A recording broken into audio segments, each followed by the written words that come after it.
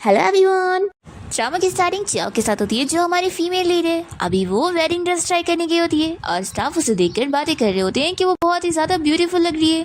फिर इतने में चाओ को उसकी फियांसी येन की कॉल आती है और वो उसे बताता है कि यूतोंग अब्रॉड से वापस आ गई है, पर उसकी तबीयत बहुत ज़्यादा ख़राब है, इसलिए मैं उसका हॉस्पिटल में ध्यान रख रहा हूँ, तो अभी हम अपनी वेडिंग पोस्टपोन करते हैं। ये सुनते के साथ ही चाओ को बहुत ही गुस्सा आता है कि वो अपनी फ़र्स्ट लव से इतना प्यार करता है कि 3 साल हो गए लेकिन अभी भी वो उसे भूल नहीं पाया, और अब वो वापस आ गई है तो वो उसका ख्याल रखने के लिए शादी तक को पोस्टपोन कर चुका है। फिर ये सुनते के साथ ही ये यहाँ पर अपनी वेडिंग ड्रेस उतार देती है और बहुत ही स्टाइल में यहाँ से निकल जाती है और सीधा येन की कंपनी पहुँचती है। येन की सेक्रेटरी उसे बाहर रोकने लगती है कि वो येन के ऑफिस में ऐसे नहीं जा सकती, पर ये नहीं सुनती है और जाकर देख लेती है कि कैसे येन यहाँ पर यूतोंग को किस कर रहा होता है। फिर वो अंदर आ जाती है तो येन इसे चिल्लाने लगता है कि आखिर तुम ऐसे कैसे आ गई, कम से कम नॉक तो करना ही चाहिए था। चाओ को बहुत ही गुस्सा आती है और वो कहने लगती है कि तुम दोनों डॉग्स की जोड़ी है। तो ये सुनते के साथ ही येन कहता है कि तुम आखिर ऐसा कैसे बोल सकती हो, यूतोंग आखिर तुम्हारी सिस्टर है। फिर यूतोंग कहने लग जाती है कि सिस्टर मैं जानती हूँ तुम मुझसे इसलिए खुश नहीं हो क्योंकि इतने सालों से मैं तुम्हारे मॉम डैड के साथ रह रही थी और तुम्हारी जगह ली हुई थी, और तुमसे पहले येन और मैं साथ हो चुके थे और मैं आज भी उसे पसंद करती हूँ। तो चाओ कहती है कि ऑफ कोर्स मैं रियल डॉटर हूँ तो सब कुछ वैसे भी मेरा है, तुम यहाँ पर मुझ पे तरस खाने की एक्टिंग मत करो। तभी येन से चिल्लाता है कि अब बस बहुत हो गया, यूतोंग अभी अब्रॉड से वापस इसलिए आई है क्योंकि वो बहुत ज़्यादा बीमार है, इसलिए उसे तुम परेशान मत करो।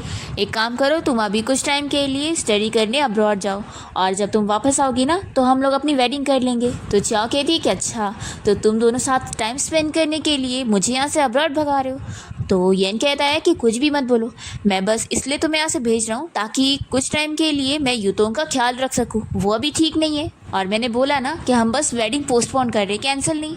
तो ये कहती है कि नहीं, इसकी ज़रूरत नहीं है क्योंकि अब मैं तुम्हें इन्फॉर्म कर रही हूँ कि मैं खुद उस शादी को कैंसिल कर रही हूँ। ऐसा बोलकर वो उस पेपर को फाड़ देती है। तो येन कहता है कि देखो ये सब करके अब कोई फ़ायदा नहीं है क्योंकि तुम्हारी फैमिली को मेरे साथ बिजनेस डील करना है और इसलिए तुम ये शादी कैंसिल कर ही नहीं सकती।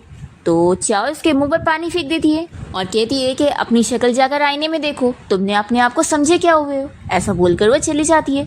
फिर यहाँ पर ये तो बहुत ही गुस्सा होने लग जाता है और यूतोंग इसका मुंह पोंछती है और कहती है कि ज़रूर सिस्टर मुझ पर गुस्सा हो गई थी इसलिए ये सब कह रही थी, और फिर रोने का नाटक भी करने लगती है और कहती है कि एक बार सिस्टर का एक्सीडेंट हो गया था और उसने मुझ पर इल्ज़ाम लगा दी थी कि मैंने उसे मारने की कोशिश करी हूँ, इस वजह से ही मुझे फिर अब्रॉड जाना पड़ गया और अब मैं 3 साल बाद वापस आई हूँ तो भी सिस्टर अभी भी मुझसे नफरत कर रही है।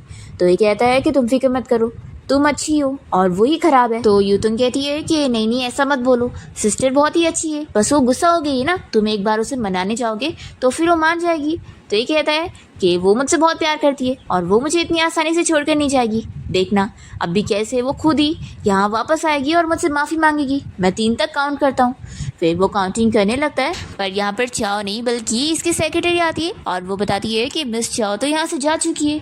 ये सुनते के साथ ही इसे शौक लगता है और ये बहुत ही गुस्सा होने लग जाता है। फिर हम देखते हैं कि चाओ यहाँ जैसी कंपनी के बाहर निकलती है तो इसकी फ्रेंड सूजी इसे पिक करने पहुँच जाती है और वो कहती है कि तुम कार में आके बैठो, और फिर वो उससे पूछती है कि वैसे ये बताओ यूतोंग अब्रॉड से वापस आ गई है तो तुम और येन अब शादी कब करने वाले हैं। तो चाओ अपनी फ्रेंड सूजी को बताती है कि अब मैं ये शादी नहीं करूँगी और तुम मेरी एक हेल्प करो, तुम्हारी रिपोर्टर से बहुत पहचान है ना, तो इस बारे में न्यूज़ लीक कर दो कि मैं उसके साथ अपनी ये शादी खुद ही कैंसिल कर दूँ। तो सूजी शॉक होकर पूछती है कि तुम तो बहुत ही डिटरमाइंड थी ना उसे शादी करने के लिए, तो आखिर अब क्या हो गया। तो चाओ कहती है कि मुझे बस शादी के लिए कोई पार्टनर चाहिए था, ज़रूरी नहीं है कि उसी से करूँगी। और फिर यहाँ येन की सेक्रेटरी उसे बताती है कि चाओ ने उसकी और अपनी शादी कैंसिल होने की न्यूज़ लीक कर दी है। फिर ये सुनते के साथ ही ये बहुत ही शौक होता है और इतने में यहाँ पर फिर इसकी मॉम आ जाती है और इसे चिल्लाने लगती है कि आखिर तुम ये कर क्या रहे हो, तुमने आखिर चाओ को गुस्सा क्यों दिला दिए, देखो ये शादी हम नहीं तोड़ सकते, उसकी कंपनी के साथ हमारी बिजनेस डील हुई है तो चाहे जो हो जाए तुम ये शादी नहीं तोड़ सकते हो।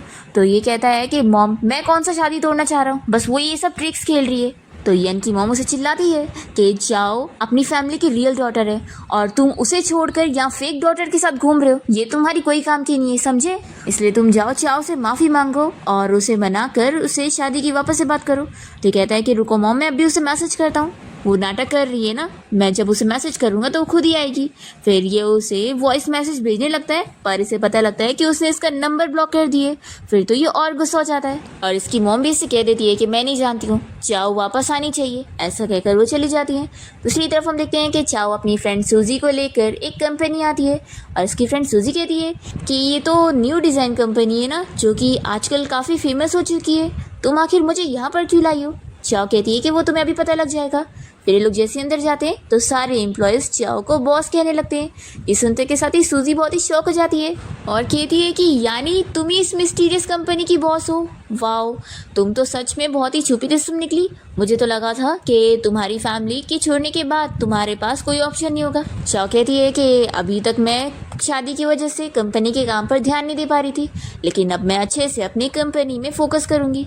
अभी मुझे एक बहुत ही इंपॉर्टेंट प्रोजेक्ट भी मिला है और उस पर काम करना है। फिर वो सारे एम्प्लॉयज़ को काम करने के लिए भेज देती है। तो इसकी फ्रेंड सूजी कहती है कि आखिर तुम्हें कौन सा प्रोजेक्ट मिला है? तो चाओ इसे बताने लग जाती है कि तुमने शिनचुआन कंपनी का नाम सुनी हो? तो फिर ये सुनते के साथ ही सूजी कहती है कि वही 10 बिलियन वाली इंटरनेशनल कंपनी ना, जो कि बहुत ही फेमस है। मैंने सुनी हूँ कि उस कंपनी का बॉस बहुत ही यंग है, जिसने इतनी छोटी एज में इतनी बड़ी कंपनी ग्रो कर लिया। पता नहीं वो दिखता कैसा होगा। तो चाओ कहती है कि शायद अब मैं बिजनेस डील उसे करने वाली हूँ तो ज़रूर उसे मिल लूँगी, और फिर वो उसे अपना ऑफिस दिखाने के लिए लेकर जाती है। दूसरी तरफ हम हमारे में लीड शेन को देखते हैं, जो कि उसी कंपनी का बॉस है जिसके साथ अभी चाओ बिजनेस डील करने जा रही है। वो यहाँ अब्रॉड में होता है और उसका सेक्रेटरी उसे बता रहा होता है कि मिस चाओ मिल चुकी है। 3 साल पहले वो कंट्री चली गई थी और वहीं पर ही इतने टाइम से छुपी हुई थी और उन्होंने अपनी बायोलॉजिकल पेरेंट्स ढूंढ लिए हैं और अभी वो खुद की डिज़ाइन कंपनी चला रही है और अभी उनका प्रोजेक्ट हमारी कंपनी के साथ स्टार्ट होने जा रहा है। तभी मुझे उनके बारे में पता लग गया। तो शेन कह देता है कि अब मैं भी कंट्री जाऊंगा चाओ के पास। फिर हम देखते हैं कि चाओ को यहाँ पर कॉल आ जाती है और उसे पता लग जाता है कि शेन यहाँ पर आ रहा है। ये सुनते के साथ ही शौक होती है कि उसने आखिर मुझे ढूंढ ही लिया। फिर इतने में यहाँ पर इसकी फ्रेंड सूजी आ जाती है और कहती है कि तुम आखिर क्या सोच रही हो? देखो अब तुमने अपनी लाइफ अरेंज कर ही ली हो तो चलो हम लोग क्यों ना अपना मूड ठीक करने के लिए थोड़ा शॉपिंग करने चले। तो फिर चाओ मान जाती है और दोनों यहाँ एक स्टोर में आकर काफ़ी सारे कपड़े और बैग्स वगैरह खरीद लेते हैं।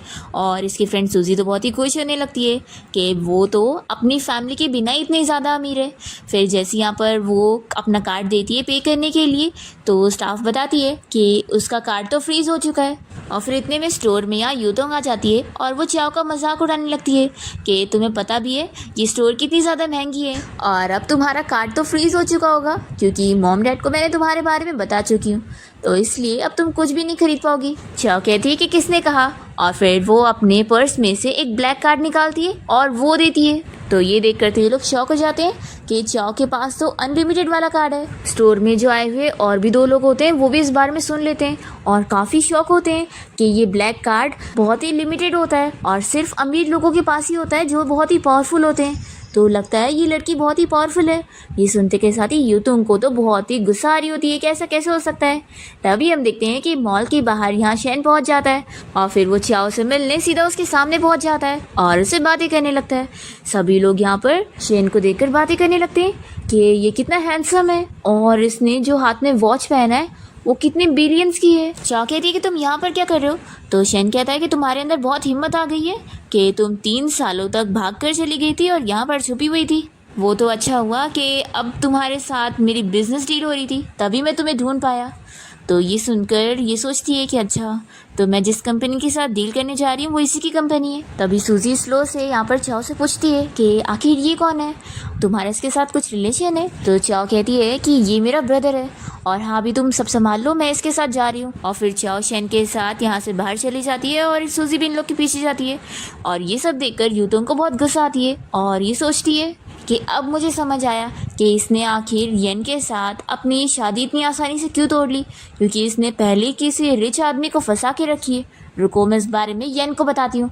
फिर तो वो इस पर कितना गुस्सा होगा। फिर यहाँ पर हम देखते हैं कि शेन चाओ के साथ उसके घर पर आ जाता है और फिर उसके करीब जाकर उसे पूछने लगता है कि क्या अब तुम मुझे एक्सप्लेन नहीं करोगी कि तुम 3 साल पहले भाग क्यों गई थी। तो चाओ हमें बताने लगती है कि जब वो छोटी थी तो शेन की फैमिली ने उसे अडॉप्ट करे थे और वो लोग उसका बहुत ही अच्छे से ख्याल रखते थे और उसे बहुत ही प्यार करते थे। पर फिर एक दिन शेन के डैड की मौत हो गई थी और उसके बाद कंपनी की सिचुएशन बहुत ही ख़राब हो गई थी और शेन के ऊपर काफ़ी कर्जा चढ़ गया था।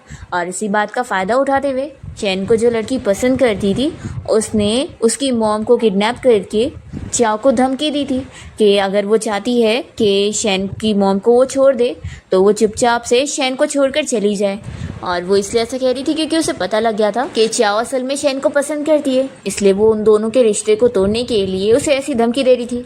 और क्योंकि शेन की फैमिली ने चाओ का इतना अच्छे से ख्याल रखे थे तो इस वजह से वो उन लोगों को कोई नुकसान नहीं पहुंचाना चाहती थी, तो वो वापस कंट्री आने के लिए मान गई थी और उसने शेन को इस बारे में पता भी नहीं लगने दी थी, नहीं तो फिर वो उसे जाने नहीं देता। फ्लैशबैक यहाँ पर ख़त्म होता है और चाओ ये सारी चीज़ें याद करते हुए शेन को हक करके उसे बताने लगती है कि ब्रदर मैंने तुम्हें बहुत ही मिस करी। शेन कहता है कि क्या हुआ, तुम रो क्यों रही हो, क्या इतने सालों से तुमने बहुत सफ़र करी हो। तो फिर ये बताने लगती है कि मैं जानबूझ के तुम्हें और मॉम को छोड़कर नहीं गई थी, बस मैं बहुत ज़्यादा डर गई थी कि वैन कहीं मॉम को कुछ कर ना दे, उसने मुझे धमकी दी थी तो इस वजह से मैं यहाँ पर आ गई। तो ये कहता है कि तुम कितनी बुद्ध हो, ऐसे कोई भी आकर तुम्हें बुली करेगा और तुम उसकी बात मान जाओगी, क्या मैंने तुम्हें यही सिखाया है कि दूसरे से डर जाया करो। तो चाओ मन में सोचती है कि उस लड़की ने उसे शेन के नाम पर ही धमकी दी थी, इसलिए ही तो वो उसके लिए उसे छोड़कर चली गई थी। फिर यहाँ पर चाओ पूछती है कि मॉम अब कैसी है, तो ये बताता है कि मॉम तुम्हें इतने सालों से कितना मिस करती थी और तुम उन्हें देखने एक बार भी नहीं आई। और वैसे ये बताओ अगर मैं अभी यहाँ पर नहीं आता तो क्या तुम उस बेकार लड़के से सच में शादी करने वाली थी। दूसरी ओर हम देखते हैं कि यूतुंग ने यहाँ पर येन को चाओ के बारे में बता चुकी होती है कि वो अभी किसी वाइल्ड मैन के साथ अफेयर चला रही है, पर इस बात पर येन को यकीन नहीं होता। वो कहता है कि ज़रूर उसने किसी भी मैन को एक्टिंग करने के लिए ढूंढ ली होगी ताकि वो मुझे गुस्सा दिला सके, वो मुझे छोड़कर जा ही नहीं सकती, वो मुझसे बहुत प्यार करती है। और यहाँ हम देखते हैं कि शेन चाओ से पूछ रहा होता है कि क्या तुम उस येन को पसंद करती हो, कितना बेकार लड़का है और उसकी फैमिली भी अच्छी नहीं है। तो चाओ कहती है कि बिल्कुल नहीं, मैं उसे पसंद नहीं करती हूँ, वो तो मेरी फैमिली उससे मेरी शादी करवाना चाह रहे हैं इसलिए मैं मान गई थी। तो ये कहता है कि अच्छा, लेकिन मैंने तो सुना कि इन 3 सालों में तुम उसकी बड़ी केयर करती हो और इस बारे में सब कोई जानता है कि वो जब भी तुम्हें बुलाता है और जो काम देता है तुम उसकी सारी बातें सुनती हो और उसके पास ही घूमते रहती हो। तो फिर चाओ यहाँ बैठकर उसे सब कुछ एक्सप्लेन करने लगती है कि मैं उस येन को बिल्कुल पसंद नहीं करती हूँ, वो तो बस फैमिली को खुश करने के लिए मैं उसके साथ ये सब एक्टिंग कर रही थी। और वैसे भी उस येन की तो एक फ़र्स्ट लव भी है जो कि अब्रॉड से वापस आ गई है और वो ज़रूर उसी के साथ होगा और उस सब मेरी बिल्कुल नहीं पड़ी है, तो हमारी ये शादी हो ही नहीं सकती। शेन कहता है कि क्या सच में। तभी इतने में यहाँ पर चाओ को येन की कॉल आ जाती है, तो ये कहता है कि क्या उसका कॉल नहीं उठाओगी, तो फिर ये उठा लेती है। तो फिर वो इसे चिल्लाने लगता है कि तुमने मुझे गुस्सा दिलाने के लिए किसी वाइल्ड मैन को ढूंढ लियो, देखो फालतू ये सब नाटक करना बंद करो क्योंकि तुम्हारी ये ट्रिक मेरे ऊपर काम नहीं करेगी। तो फिर चाओ से चिल्लाती है और कहती है कि तुम जिस वाइल्ड मैन की बात कर रहे हो ना वो मेरे साथ ही है, ठीक है, तो तुम मुझे परेशान मत करो। ऐसा बोलकर उसका कॉल कट करती है। फिर शेन उसके पास आ जाता है और पूछता है कि अच्छा तो तुम मुझे वाइल्ड मैन कह रही थी। तो ये कहती है कि मैंने तो बस ऐसी कैजुअली कह दी, मेरा ऐसा कोई मतलब नहीं था और हाँ तुम कुछ ज़्यादा क्लोज आ रहे हो। तो फिर वो कहता है कि बचपन में तो हम इससे भी ज़्यादा क्लोज थे। तो फिर चाओ जल्दी से उसे दूर करती है और कहती है कि अब काफ़ी रात हो चुकी है तो मैं आपके लिए होटल में रूम बुक कर देती हूँ, आप वहीं पर रुक जाओ। तो ये कहता है कि आखिर मैं होटल में क्यों रहने जाऊँगा, जब तुम यहाँ पर हो तो मैं भी यहीं पर ही रुकूंगा। तो ये सुनकर ही शॉक होती है। शेन पूछता है कि क्या नहीं रुक सकता, तो फिर चाओ को मानना पड़ जाता है और वो कहती है कि ठीक है मैं टॉवल लेकर आती हूँ, आप शावर लेने चले जाओ। दूसरी ओर फुयन तो यहाँ बहुत ही ज़्यादा गुस्सा होने लगता है कि चाओ ने आखिर मेरा कॉल कैसे कट कर दी। तभी यहाँ पर यूतोंग से कहने लगती है कि जाने दो, उसे छोड़ो ना, वैसे भी तुम दोनों का ब्रेकअप हो गया है। तो ये कहता है कि बिल्कुल भी नहीं, वो मुझसे ब्रेकअप नहीं कर सकती है, देखो अभी मैं उसे जा रहा हूँ मनाने के लिए और तुम अपना खुद चले जाना। ऐसा बोलकर ये इसे यहीं पर ही छोड़कर कार से चला जाता है और फिर यूतोंग को बहुत ज़्यादा गुस्सा आती है और फिर ये तेज़ी में कार चलाते हुए चाओ को कॉल लगा रहा होता है पर वो इसका कॉल नहीं उठा रही होती है। तो इसे बहुत ज़्यादा गुस्सा आती है कि आखिर वो मेरे साथ ऐसा कैसे कर सकती है। फिर यहाँ पर हम देखते हैं कि शेन शावर लेने के बाद जैसे ही बाथरूम से बाहर निकलता है तो चाओ तो इसकी बॉडी देखती रह जाती है। फिर वो यहाँ पर उसके बाल सुखाने में हेल्प करने लग जाती है और तभी भी उसे देखी जा रही होती है। फिर वो गलती से जल जाता है तो ये कहती है कि सॉरी, और फिर वो जल्दी से प्लग वगैरह निकालने लगती है तो गलती से उसके ऊपर गिर जाती है और दोनों एक दूसरे को देखने लग जाते हैं। फिर इतने में इसके घर के बाहर फुयन पहुंच जाता है और वो बहुत ही गुस्से में दरवाजे का लॉक तोड़ देता है और जल्दी से अंदर आकर इन दोनों को ऐसे देखते हुए चिल्लाने लगता है कि चाओ, तुम सच में यहाँ किसी वाइल्ड मैन के साथ हो? आखिर तुम मेरे साथ चीट कैसे कर सकती हो? तो चाओ इसे चिल्लाती है कि क्या तुम पागल हो चुके हो? तुम्हारी हिम्मत कैसे हुई मेरे घर का दरवाजा तोड़कर यहाँ पर आने की? तो फिर ये कहता है कि तुम कितनी शेमलेस हो ना, यहाँ पर मुझे चीट कर रही हो। तो चाओ कहती है कि हमारा ऑलरेडी ब्रेकअप हो चुका है और अब मैं किसी के भी साथ हूँ इससे तुम्हारा कोई लेना देना नहीं है। तो येन कहता है कि सच में तुम इस वाइल्ड मैन के लिए मुझे छोड़ रही हो? तभी हम देखते हैं कि शेन तो यहाँ पर अपनी बंदूक निकाल लेता है और वो गोली को लोड करके इसकी तरफ पॉइंट करता है और कहता है कि अगर तुमने अभी एक और वर्ड बोलकर चाओ को इंसल्ट करे ना तो फिर मैं तुम्हें अभी इसी वक्त ही मार सकता हूँ। तो फुयन डर जाता है और पूछता है कि तुम हो कौन? फिर चाओ तो डर जाती है कि इस फुयन की वजह से शेन फालतू में प्रॉब्लम में आ जाएगा क्योंकि यहाँ पर ये चीज़ें नहीं चलती है। फिर वो उसे रोकने लगती है तो शेन पूछता है कि तुम अभी भी इसे प्रोटेक्ट कर रही हो? तो चाओ कहती है कि बिल्कुल भी नहीं, मैं नहीं चाहती हूँ कि इसकी वजह से तुम कोई प्रॉब्लम में पड़ो। फिर शेन फुयन को वार्निंग दे देता है कि अब भी यहाँ से निकल जाओ। तो फिर चाओ भी इससे कहती है कि जाओ नहीं तो फिर तुम बचोगे नहीं। तो ये यहाँ से जाते हुए चाओ से कहते हुए जाता है कि तुम्हें तो मैं बाद में देख लूँगा। फिर शैनी से पूछता है कि तुम तो कह रही थी कि उसे तुम्हारी बिल्कुल भी नहीं पड़ी है, पर ये सब क्या है? अब तुम एक्सप्लेन नहीं करोगी? तो फिर ये कहती है कि वो ना बहुत ही ईगो वाला इंसान है और मैंने सभी के सामने अपनी और उसकी शादी कैंसिल करने का अनाउंसमेंट कर दी, तो वो ज़रूर अपनी इमेज खराब होने के डर से यहाँ पर मुझे शादी के लिए मनाने आया था। तो शैन कहता है कि क्या सच में? तो चाओ कहती है कि हाँ। फिर वो देखती है कि अब उसके घर के दरवाजे का डोर तो टूट चुका है, तो कहती है कि अब मैं क्या करूँगी, लॉक तो टूट गया है। शैन कहता है कि अच्छी बात है, वैसे भी मुझे ये जगह सही नहीं लग रही थी। तो चाओ कहती है कि ये जगह सही नहीं है लेकिन ये तो यहाँ का सबसे बेस्ट विला है। तो ये कहता है कि एक काम करो, तुम अपने लगेज पैक करो और मेरे साथ घर चलो। तो चाओ कहती है कि घर पे? तो ये कहता है कि हाँ, हमारे घर पे। दूसरी ओर यूतोंग यहाँ हॉस्पिटल में होती है और इसे चाओ के ऊपर ही गुस्सा आ रही होती है कि उसकी वजह से फुयन उसे फिर से छोड़कर चला गया। फिर इसके हाथ में पेन होने लगता है और ये सोचती है कि नहीं, मैं उन दोनों को वापस एक नहीं होने दूंगी। फिर ये तुरंत ही फुयन को कॉल करती है और उसे एक्टिंग करते हुए कहने लगती है कि देखो मैं कितनी ज़्यादा तकलीफ में हूँ और यहाँ हॉस्पिटल में हूँ, तो क्या तुम मेरा ख्याल रखने नहीं आओगे? तो फुयन कहता है कि मैं अब भी आ रहा हूँ। फिर कॉल रखते ही बहुत ही खुश होने लगती है कि मुझे पता था कि चाओ चाहे जो कर ले, मेरे एक कॉल से फुयन मेरे पास ही आएगा। फिर फुयन यहाँ पर पहुँच जाता है और ये इसके सामने अच्छे से बीमार होने का नाटक कर रही होती है और उसे कहने लगती है कि डॉक्टर ने उसे बताया है कि उसके ट्रीटमेंट के लिए उसे एक अच्छे घर पे रहने की ज़रूरत है जहाँ पर उसे सनराइज़ भी अच्छे से देखने को मिले। फिर वो उसे एक एरिया का नाम बताती है जो कि काफ़ी अच्छा और महंगा एरिया है। तो ये कहता है कि तुम फिक्र मत करो, मैं वहाँ पर तुम्हारे लिए घर ले लूँगा। तो ये बहुत ही खुश हो जाती है कि तुम सच में बहुत ही अच्छे हो। दूसरी ओर शैन यहाँ पर चाओ को एक बहुत बड़े विला के सामने ले आता है तो ये शौक होती है जगह देखकर और कहती है कि इतना लग्जरियस, क्या ये सच में तुम्हारा घर है? तो ये कहता है कि मेरा नहीं, तुम्हारा है। ये सुनते के साथ ही चाओ खुश होती है और जल्दी से शैन को हक करके उसे थैंक यू कहने लगती है। फिर ये कहता है कि ठीक है और वो उसे दूर करता है और मन में सोचता है कि आखिर तुम्हें मेरी फीलिंग्स का एहसास कब होगा। फिर वो इसे बताने लगता है कि ये विला मैं तुम्हें तुम्हारे 18th बर्थडे के गिफ्ट में देने वाला था, लेकिन फिर तब मैं तुम्हें दे ही नहीं पाया, लेकिन लगता नहीं कि अभी भी कोई देर हुई है। फिर चाओ से बताती है कि मुझे ये बहुत ही पसंद आया। तो शैन कहता है कि अच्छी बात है, तुम्हें पसंद आया, तो चलो अब जल्दी से यहाँ पर सेटल हो जाओ। फिर नेक्स्ट मॉर्निंग जब चाओ की नींद खुलती है तो वो बहुत ही खुश होती है कि फाइनली इतने दिनों बाद मुझे इतनी अच्छी नींद आई। फिर इतने में शैन यहाँ पर उसके लिए ब्रेकफास्ट लेकर पहुँच जाता है और ये देखकर वो बहुत ही खुश होती है और फिर शैन से कहता है कि तुम और क्यों नहीं सो जाती? तो ये बताती है कि नहीं, कंपनी में इंपॉर्टेंट प्रोजेक्ट है, मुझे उस पर काम करने जाना है। फिर शैन यहाँ मन में सोच रहा होता है कि चाओ और मेरी बीच की चीज़ें मुझे धीरे धीरे लेनी चाहिए। तभी हम यहाँ पर फुयन को देखते हैं जो कि अपने असिस्टेंट के साथ मिलकर ये एरिया देखने आया होता है यहाँ पर यूतों के लिए घर खरीदने के लिए। वैसे तो ये काफ़ी एक्सपेंसिव होता है पर ये फिर भी उसके लिए खरीदना चाह रहा होता है और तभी ये यहाँ पर चाओ को देखकर पूछता है कि तुम यहाँ पर क्या कर रही हो? अच्छा, कहीं तुम मुझे फॉलो करते हुए यहाँ पर तो नहीं आ गई? तो चाओ उसके ऊपर हंसती है और कहती है कि मैं यहाँ पे रहती हूँ। ये सुनकर वो कहता है कि तुम क्या मजाक कर रही हो, ये बहुत ही महंगा एरिया है, तुम यहाँ पे रह सकती हो? बिल्कुल भी नहीं, तुम यहाँ की जगह अफोर्ड ही नहीं कर सकती। तभी इतने में सिक्योरिटी गार्ड से बताता है कि अपना मुंह बंद रखो, यही इस विला की ओनर है। ये सुनकर फिर ये कहता है कि अच्छा, तो तुमने ज़रूर उससे अपने वाइल्ड मैन के जरिए ही जगह को खरीदी होंगी। तो अभी मेरी बात सुनो और यहाँ से निकल जाओ, यहाँ पर यूतोंग रहेगी। तो ये सुनते के साथ ही ये इसके पैर पे मारती है और सिक्योरिटी गार्ड को ऑर्डर दे देती है कि इस बंदे को अगली बार से यहाँ आसपास भी आने मत देना। ऐसा बोलकर फिर वो चली जाती है और फिर फुयन का असिस्टेंट उसे यहाँ से लेकर जाता है। फिर फुयन जब यहाँ हॉस्पिटल में यूतोंग से मिलने पहुँचता है तो फिर वो जल्दी से पूछने लग जाती है कि क्या उसकी बात हो गई और उसने विला खरीद ली है। तो फिर ये कहता है कि नहीं, एक्चुअली वहाँ पर अभी चाव रह रही है। तो ये सुनते के साथ ही ये कहती है कि आखिर वो वहाँ पर कैसे रह सकती है, अच्छा कहीं वो अपने वाइल्ड मैन की सपोर्ट की वजह से तो नहीं रह रही है। तो ये सुनते के साथ ही इसे गुस्सा आ रहा होता है कि सच में वो कितनी बेकार लड़की है। फिर ये इसे कहने लगती है कि गुस्सा मत हो, वैसे भी तुम्हारी और उसकी शादी तो टूट चुकी है ना। फिर फुयन कहने लगता है कि आज मैं डिनर पार्टी में जाने वाला हूँ तो वहाँ पर मैं ग्रैंडपा से बात करूँगा और तुम्हारे लिए वहाँ का विला खरीद लूँगा। तो फिर ये बहुत ही खुश होती है और कहती है कि वैसे क्या मैं भी तुम्हारे साथ डिनर पार्टी में चलूँ, वहाँ पर मैं तुम्हारे लिए बात करूँगी और तुम्हारी हेल्प करूँगी।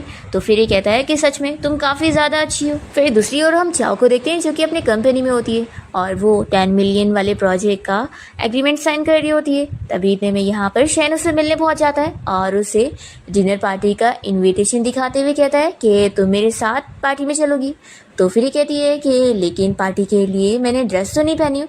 तो ये इसके सर पर हाथ रखता है और कहता है कि तुम तो ऐसी बहुत ही ब्यूटीफुल हो, तुम्हें अच्छे ड्रेस की भी ज़रूरत नहीं। शैन यहाँ चाओ को साथ में पार्टी में ले आता है और कहता है कि तुम अपना खाना वगैरह एंजॉय करो जब तक मैं बिजनेस की बातें कर लेता हूँ। फिर हम देखते हैं कि यूतोंग चाओ को देख लेती है और उसे बहुत ही गुस्सा आती है कि ये यहाँ पार्टी में कैसे आ गई।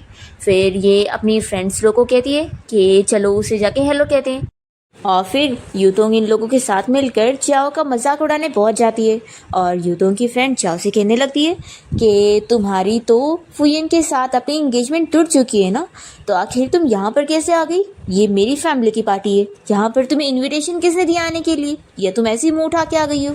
तो यूतोंग कहती है कि ऐसा मत बोलो, चाओ आखिर मेरी फैमिली की रियल डॉटर है। लिन कहती है कि काय की रियल डॉटर हुई है जब इसकी खुद की फैमिली भी इसे पसंद नहीं करती है और वो लोग ने इसे निकाल चुके। इसके पास तो इतने पैसे नहीं कि ये एक डिसेंट कपड़े खरीद सके यहाँ पार्टी में आने के लिए, तुम्हें तो इस पार्टी से निकाल देना चाहिए। फिर सभी लोग भी साथ देने लगते हैं कि हाँ इसे इस पार्टी से निकाल दो। तभी इतने में यहाँ पर फुयन आ जाता है और कहता है कि क्या चल रहा है।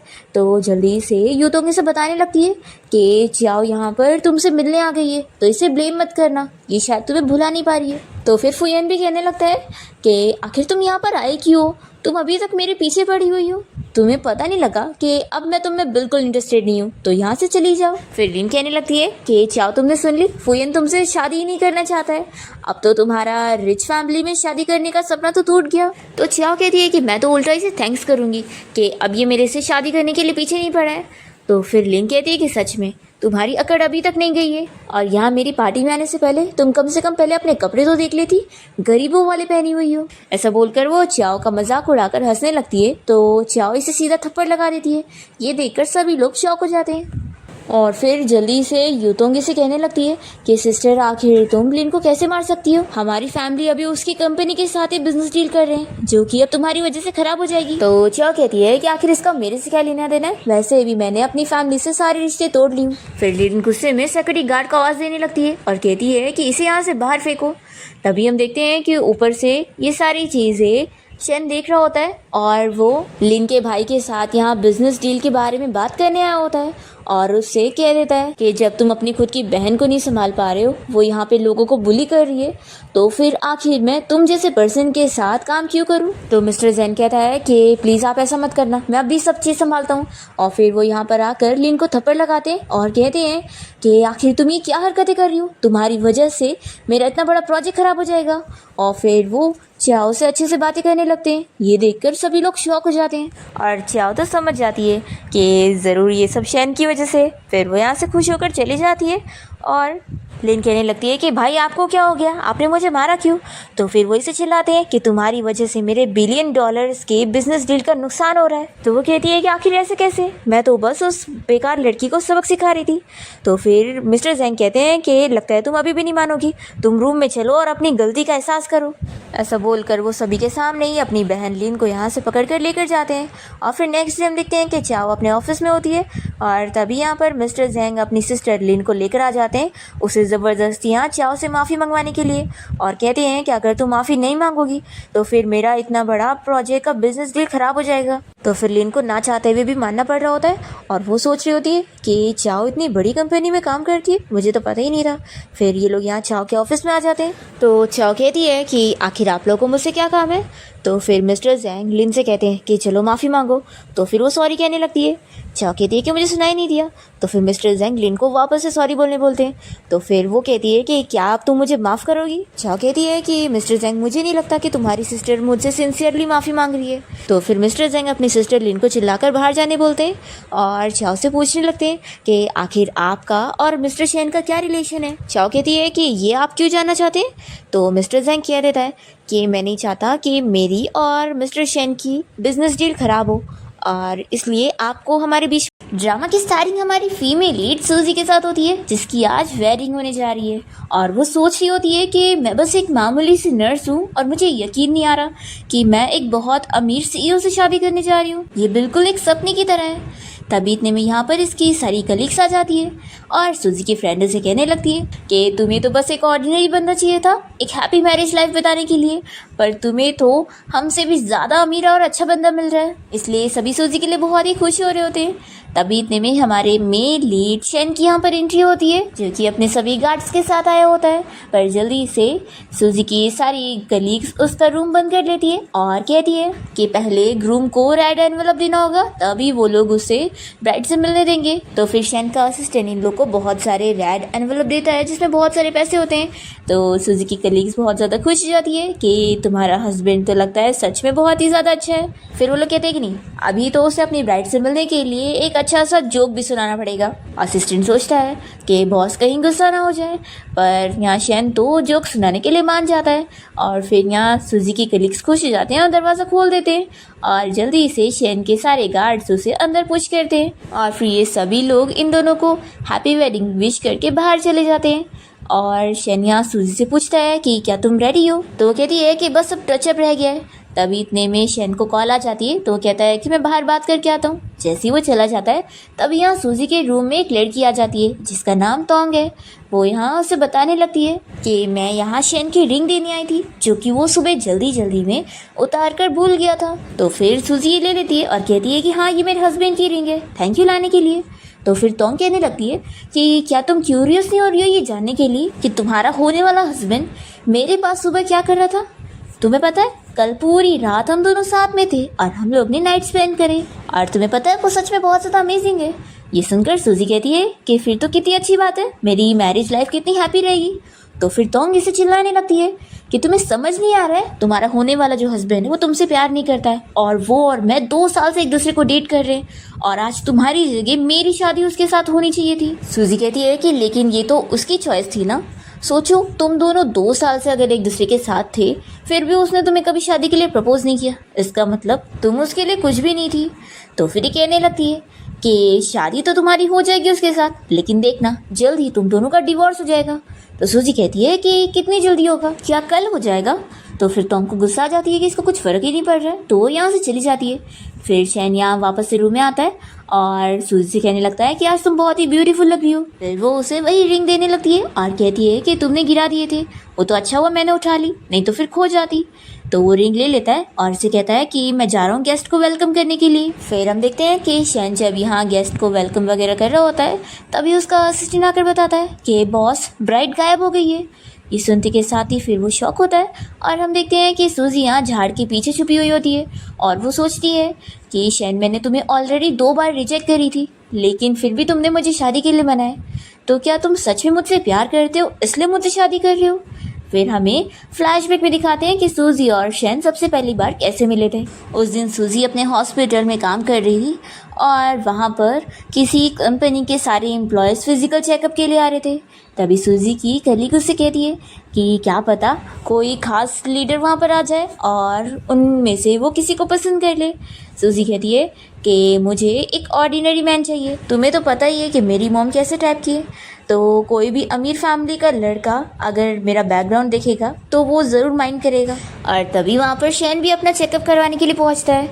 सूजी जब उसे देखती है तो वो उसे हैंडसम तो लग रहा होता है, वो सिंपली उसका चेकअप करती है और तभी शैन उसका नाम पढ़ लेता है और पूछता है कि तुम्हारा नाम सूजी है, तो वो हाँ कहती है। और फिर शैन का असिस्टेंट सूजी से उसका नंबर मांगने लगता है और कहता है कि अगर कभी बॉस की तबीयत ख़राब हुई और उन्हें डॉक्टर वगैरह से मिलना होगा तो फिर वो आपको कॉल करके पूछ लेंगे। सूजी कहती है कि नहीं, इसकी ज़रूरत नहीं है, आप डायरेक्ट हॉस्पिटल नंबर पर ही कॉल करो, वो सही रहेगा। फिर शैन का असिस्टेंट उसे शैन का कार्ड देने लगता है और कहता है कि आपको कभी भी मिस्टर शैन से कोई भी काम हो तो आप कह सकती हैं। ऐसा वो उसे कार्ड देखकर शैन के साथ यहाँ से चला जाता है। और फिर सूजी की कलीग तो बहुत ज़्यादा खुश होने लगती है और कहती है कि बंदा तो शैन ग्रुप कंपनी का सीईओ है और कितना अमीर है, सच में लगता है वो तुम्हें इंटरेस्टेड है, तभी तो तुम्हें ये कार्ड देकर गया है। सूजी कहती है कि आखिर तुम ये सिंड्रेला स्टोरी पे बिलीव मत करो और वो इस कार्ड को डस्टबिन में फेंक देती है। तो इसकी फ्रेंड कहती है कि तुमने उसे फेंक ही क्यों, आखिर वो कितना इंपॉर्टेंट था। सूजी कहती है कि तुम्हें चाहिए तो मैं निकाल के दे देती हूँ। तो फिर इसकी फ्रेंड मना करती है कि रहने दो, मेरे पास तो पहले से फियांसी है। और फिर नेक्स्ट डे सूजी जब हॉस्पिटल में काम कर रही होती है तभी असिस्टेंट यहाँ पर एक एम्प्लॉय को लेकर पहुँच जाता है और सूजी से बताने लगता है कि उस एम्प्लॉय की तबीयत ख़राब है तो वो बस उसे अर्जेंटली में इंजेक्शन दे दे, क्योंकि और नर्स वगैरह इतनी ज़्यादा टैलेंटेड नहीं है जितनी वो है। तो सूजी इसके लिए मान जाती है और उसका ट्रीटमेंट कर देती है। फिर ये लोग उसे थैंक्स करने लगते हैं और कहते हैं कि हम आपको डिनर की ट्रीट देना चाहते हैं। तो सूजी को फिर मानना पड़ जाता है और वो जब डिनर के लिए रेस्टोरेंट में पहुंचती है तो देखती है कि यहाँ पर शैन भी पहले से होता है। फिर वो उसके साथ हैंडशेक करती है और यहाँ पर बैठ जाती है। फिर असिस्टेंट जल्दी से यहाँ से भाग जाता है और फिर सूजी समझ जाती है कि यानी ये उससे मिलना चाहता था। फिर वो उसे पूछता है कि आखिर तुमने मुझे कॉल क्यों नहीं करी।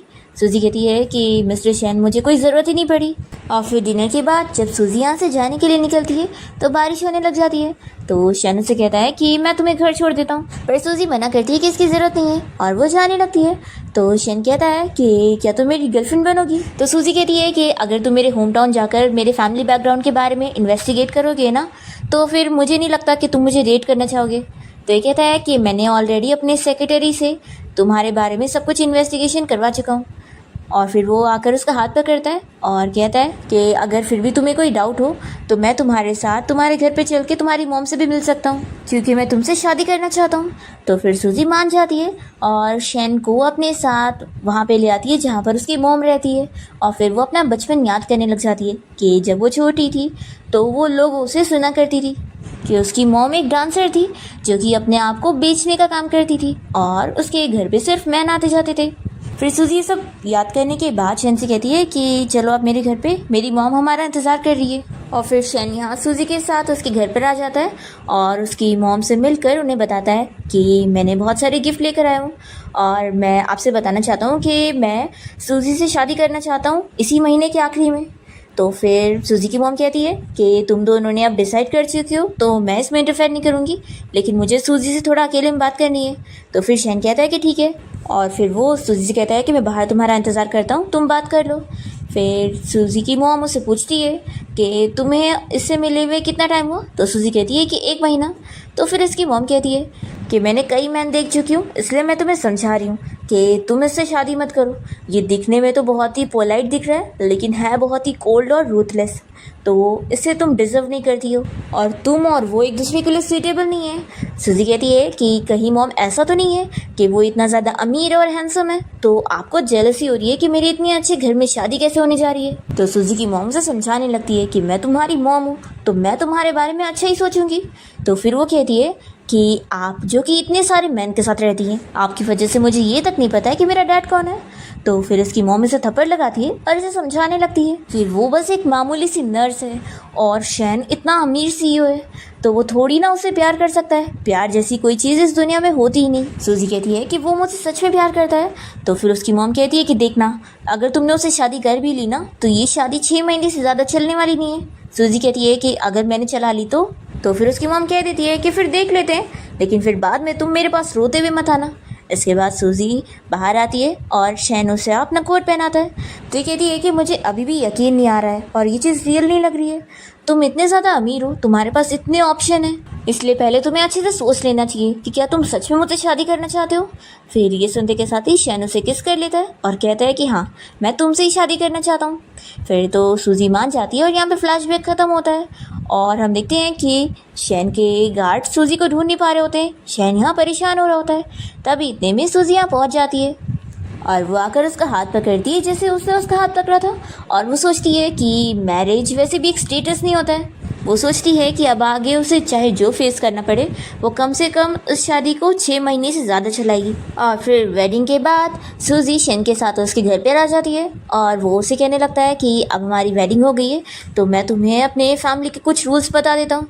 सूजी कहती है कि हाँ, रूल्स तो होंगे, आखिर वो इतना अमीर बंदा जो है। फिर वो उसे अपने रूल्स बताने लगता है कि अब आगे से वो किसी भी स्ट्रेंजर मैन से ऐसे मिल नहीं सकती है, और दूसरा वो किसी भी ऐसी कलीग को घर नहीं ला सकती है। सूजी ये सारे रूल्स सुन के पक रही होती है तो शेन पूछता है कि तुम सुन भी रही हो कि नहीं। सूजी कहती है कि लीडर सुन रही हूँ। शेन कहता है कि मुझे लीडर मत बोलो। तो वो उसके पास आके बैठती है और कहती है कि तुम हर चीज़ में मुझसे लीडर हो तो तुम मुझे लीड करोगे, और वैसे भी आज हमारी वेडिंग नाइट है तो तुम्हें मेरी केयर करनी चाहिए। ऐसा बोलकर वो उसे बताती है कि मैं शावर लेने जा रही हूँ और तुम्हारा इंतज़ार करूँगी। फिर इसके बाद सूजिया नाइट ड्रेस में रेडी होती है और वो जैसी शेन के पास आती है तो वो उसे बताता है कि मुझे ज़रूरी काम है तो मैं आज रात बाहर ही रहूँगा ओवर टाइम वर्क करने के लिए। तो सूजी उसे हक करके कहती है कि वैसे तो आज हमारी वेडिंग नाइट थी, लेकिन कोई बात नहीं, काम ज़्यादा ज़रूरी है। फिर ये सुनकर शेन सोचता है कि आखिर वो उसे रोक क्यों नहीं रही है और उसके जाने पर रोक क्यों नहीं रही है। फिर वो यहाँ सूजी को अपने से दूर करता है और कहता है कि ठीक है मैं जा रहा हूँ। फिर जैसे ही वो अपने घर से बाहर निकलता है तो अपनी मॉम को कॉल करके बता देता है कि मॉम, जैसा आपने कहा था मैंने अब उससे शादी कर दी हूँ। तो फिर उसकी मॉम कहती है कि मेरा अच्छा बेटा, तुम्हें अच्छी तरीके से याद है ना कि तुम्हारी मॉम ने कितना सफ़र करी है, तो अब तुम उस लड़की को भी उतना ही सफ़र करवाओगे। और फिर शेन याद करने लगता है और हमें फ्लैशबैक में दिखाते हैं कि जब वो छोटा था तो उसकी मॉम के साथ वो घर पर इंतज़ार कर रहा था अपने डैड का, क्योंकि उसके डैड का बर्थडे था। और दूसरी ओर शेन के डैड सूजी की मॉम के साथ अफेयर चला रहे होते हैं और वो उसकी मॉम को धोखा दे रहे होते हैं। और इसी के साथ फ्लैशबैक ख़त्म होता है और शेन सोच रहा होता है कि सूजी की मॉम की वजह से उसकी मॉम की और उसकी लाइफ बर्बाद हुई है और इसलिए वो उसकी मॉम का बदला उससे लेना चाह रहा है, उससे तड़पा कर, ताकि उसे भी वो मज़ा चखने को मिले जो उसकी मॉम ने सफ़र करी हुई है। फिर नेक्स्ट मॉर्निंग सूजी की नींद खुलती है और वो देखती है कि शेन तो पूरी रात भर नहीं आया। फिर इसके बाद वो हॉस्पिटल पहुंच जाती है और अपने सभी कलीग्स को गिफ्ट दे रही होती है अपने वेडिंग की। और तभी ये सारे कलीग्स बहुत ही खुश होकर उससे पूछने लगते हैं कि उन दोनों की वेडिंग नाइट तो और फिर सूजी के सारे कलीग्स तो बहुत ही खुश होकर उससे पूछने लगते हैं कि उसकी वेडिंग नाइट तो बहुत ही अच्छी गई होगी। तो सूजी भी उन लोग से झूठ कहती है कि हाँ, बहुत ही अच्छी गई थी। और फिर सूजी की फ्रेंड उसे बताती है कि आज मैं नए घर में शिफ्ट होने जा रही हूँ तो फिर तुम्हें तुम्हारे हस्बैंड के साथ वहाँ पर खाने के लिए आना होगा। तो सूजी कहती है कि रुको मैं उससे पूछ लेती हूँ। फिर वो शेन को मैसेज करती है तो वो कह देता है कि नहीं, मैं बिज़ी हूँ। फिर सूजी अपनी फ्रेंड को बताती है कि वो नहीं आ पाएगा। तो इसकी फ्रेंड कहती है कि सच में, आखिर वो इतना अमीर सी हुआ है तो हम जैसे गरीबों के घर में क्यों ही आएगा। सूजी कहती है कि ऐसी बात नहीं है, वो बस बिज़ी है इसलिए। तो इसकी फ्रेंड कहती है कि हाँ, अब तो तुम उसी की साइड लोगी। फिर रात में हम देखते हैं कि सूजी ने शेन के लिए बहुत सारी अलग अलग डिशेस बनाई होती है और वो शेन को कॉल करके उसे कहती है कि हस्बैंड आखिर घर कब आओगे, मैंने डिनर रेडी कर चुकी हूँ। शेन कहता है कि वेट करो, आई रहा हूँ। फिर वो कॉल रखते ही अपने असिस्टेंट से कह देता है कि मुझे रेस्टोरेंट लेके चलो, मैं वहीं पे डिनर करूँगा। असिस्टेंट पूछता है कि बॉस, लेकिन आपकी वाइफ तो आपका घर पे इंतज़ार कर रही है। शेन कहता है कि उसे इंतज़ार करने दो। तभी इतने में शेन की कार के सामने अचानक से तोंग आ जाती है तो वो जल्दी से कार से बाहर निकलता है और वो उसे रोते हुए कहने लगती है कि आखिर तुम मुझे छोड़कर किसी और से शादी कैसे कर सकते हो। वो शेन से पूछने लगती है कि क्या तुम्हें उस लड़की से प्यार हो गया है इसलिए तुमने उससे शादी करी हो। शेन कहता है कि आखिर मुझे उससे प्यार कैसे हो सकता है, बस मुझे उससे शादी करनी पड़ गई। तो फिर कहने लगती है कि क्या हमने कभी नाइट नहीं स्पेंड करे इसलिए तुम ऐसा कर रहे हो, तो फिर हम आज स्पेंड कर लेते हैं। तो शेन उसे दूर करता है और कहता है कि अपने आप को ऐसे अब्यूज़ मत करो, मैं अब मैरिड हूँ। तो फिर कहती है कि अच्छा, कम से कम मेरे साथ डिनर तो कर ही सकते हो। शेन इसके लिए मान जाता है और फिर हम देखते हैं कि जब वो डिनर करने के बाद घर पहुंचता है तो देखता है कि सूजी खाने के टेबल पर उसका इंतज़ार कर रही होती है और फिर वो उसे देखते ही जाग जाती है और कहती है कि तुम्हें ज़रूर भूख लगी होगी ना, तुम बस इंतज़ार करो, मैं जल्दी से खाना गर्म करके लाती हूँ। तो शेन कहता है कि मैं ऑलरेडी खा चुका हूँ और ये बोलकर वो रूम की तरफ जाने लगता है। तो सूजी उसे रोकती है और कहती है कि लेकिन मैंने तो नहीं खाई ना, मैं 4 घंटे से तुम्हारा इंतज़ार कर रही थी, तो कम से कम मेरे साथ बैठकर थोड़ा सा खा लो।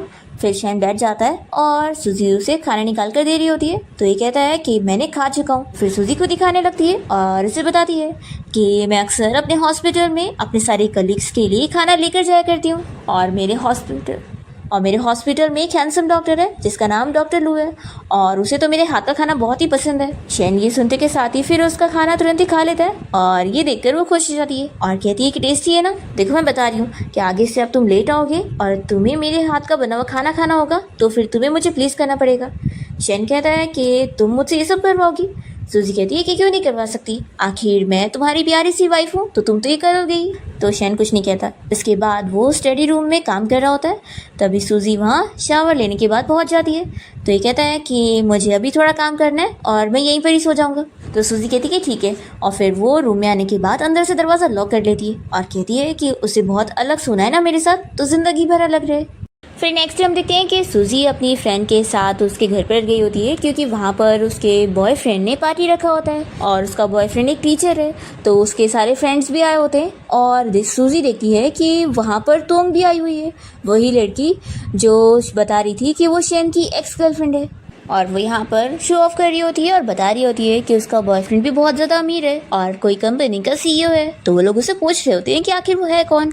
सूजी को ये सब सुनकर अच्छा नहीं लग रहा होता है। तभी तोंग उससे पूछने लगती है कि मिस सूजी मैंने सुनी थी कि आपकी शादी हो गई है तो बताओ कि आपकी मैरिज लाइफ बहुत ही हैप्पी जा रही है। तो सूजी की फ्रेंड जल्दी से सूजी के बारे में बताने लगती है कि हाँ वो और मिस्टर शेन एक दूसरे के साथ बहुत ही खुश है और उन दोनों ने वेडिंग नाइट भी स्पेंड करे।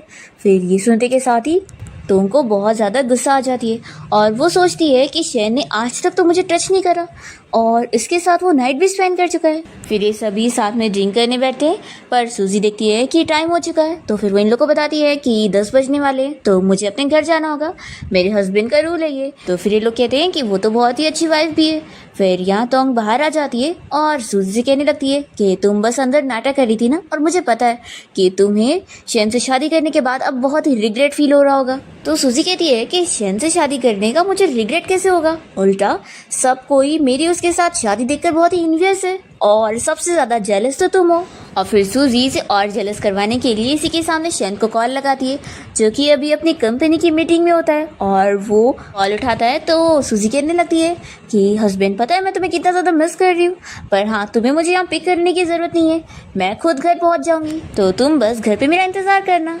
शेन यहाँ बहुत ही शॉक हो रहा होता है कि आखिर उसे क्या हो गया और वो यहाँ उसे किस देते हुए फ़ोन कट करती है और इसे कहती है कि बाय बाय, मेरा हस्बैंड मेरा घर पे इंतज़ार कर रहा है। और फिर सूजी जब यहाँ टैक्सी से घर जाने के लिए निकलती है तो वो सोचती है कि मैंने तो सब झूठ बोली, घर पे तो मेरा कोई इंतज़ार ही नहीं कर रहा है। और फिर वो सब चीज़ याद कर रही होती है कि कैसे वो लोग बातें कर रहे थे कि तोंग का जो बॉयफ्रेंड है वो उसके ऊपर बहुत पैसे खर्च करता है और बहुत ही अमीर है, उसे ज्वेलरीज वगैरह दिलाता ही रहता है। सूजियाँ सोचती है कि मैंने एक अच्छी शादी के बारे में सोची थी जो कि वो तो नहीं मिली बल्कि मेरे साथ एक बहुत ही बड़ा मजाक हुआ है। फिर रात में हम देखते हैं कि सूजी घर आने के बाद एक बॉक्स को खोलकर उसमें एक रोज देख रही होती है और तभी उसका कोई चाइल्डहुड फ्रेंड उसे मैसेज करके कह रहा होता है कि हैप्पी वेडिंग और तुम हनीमून पे जरूर जाना और कम से कम हम दोनों में से एक खुश है, ये बहुत अच्छी बात है। फिर सूजी यहाँ पर अपनी चाइल्डहुड स्वीट हार्ट को याद करने लगती है जिसने उसे यही रोज़ दिया होता है और वो सोचती है कि मुझे इस शादी से खुश रहना होगा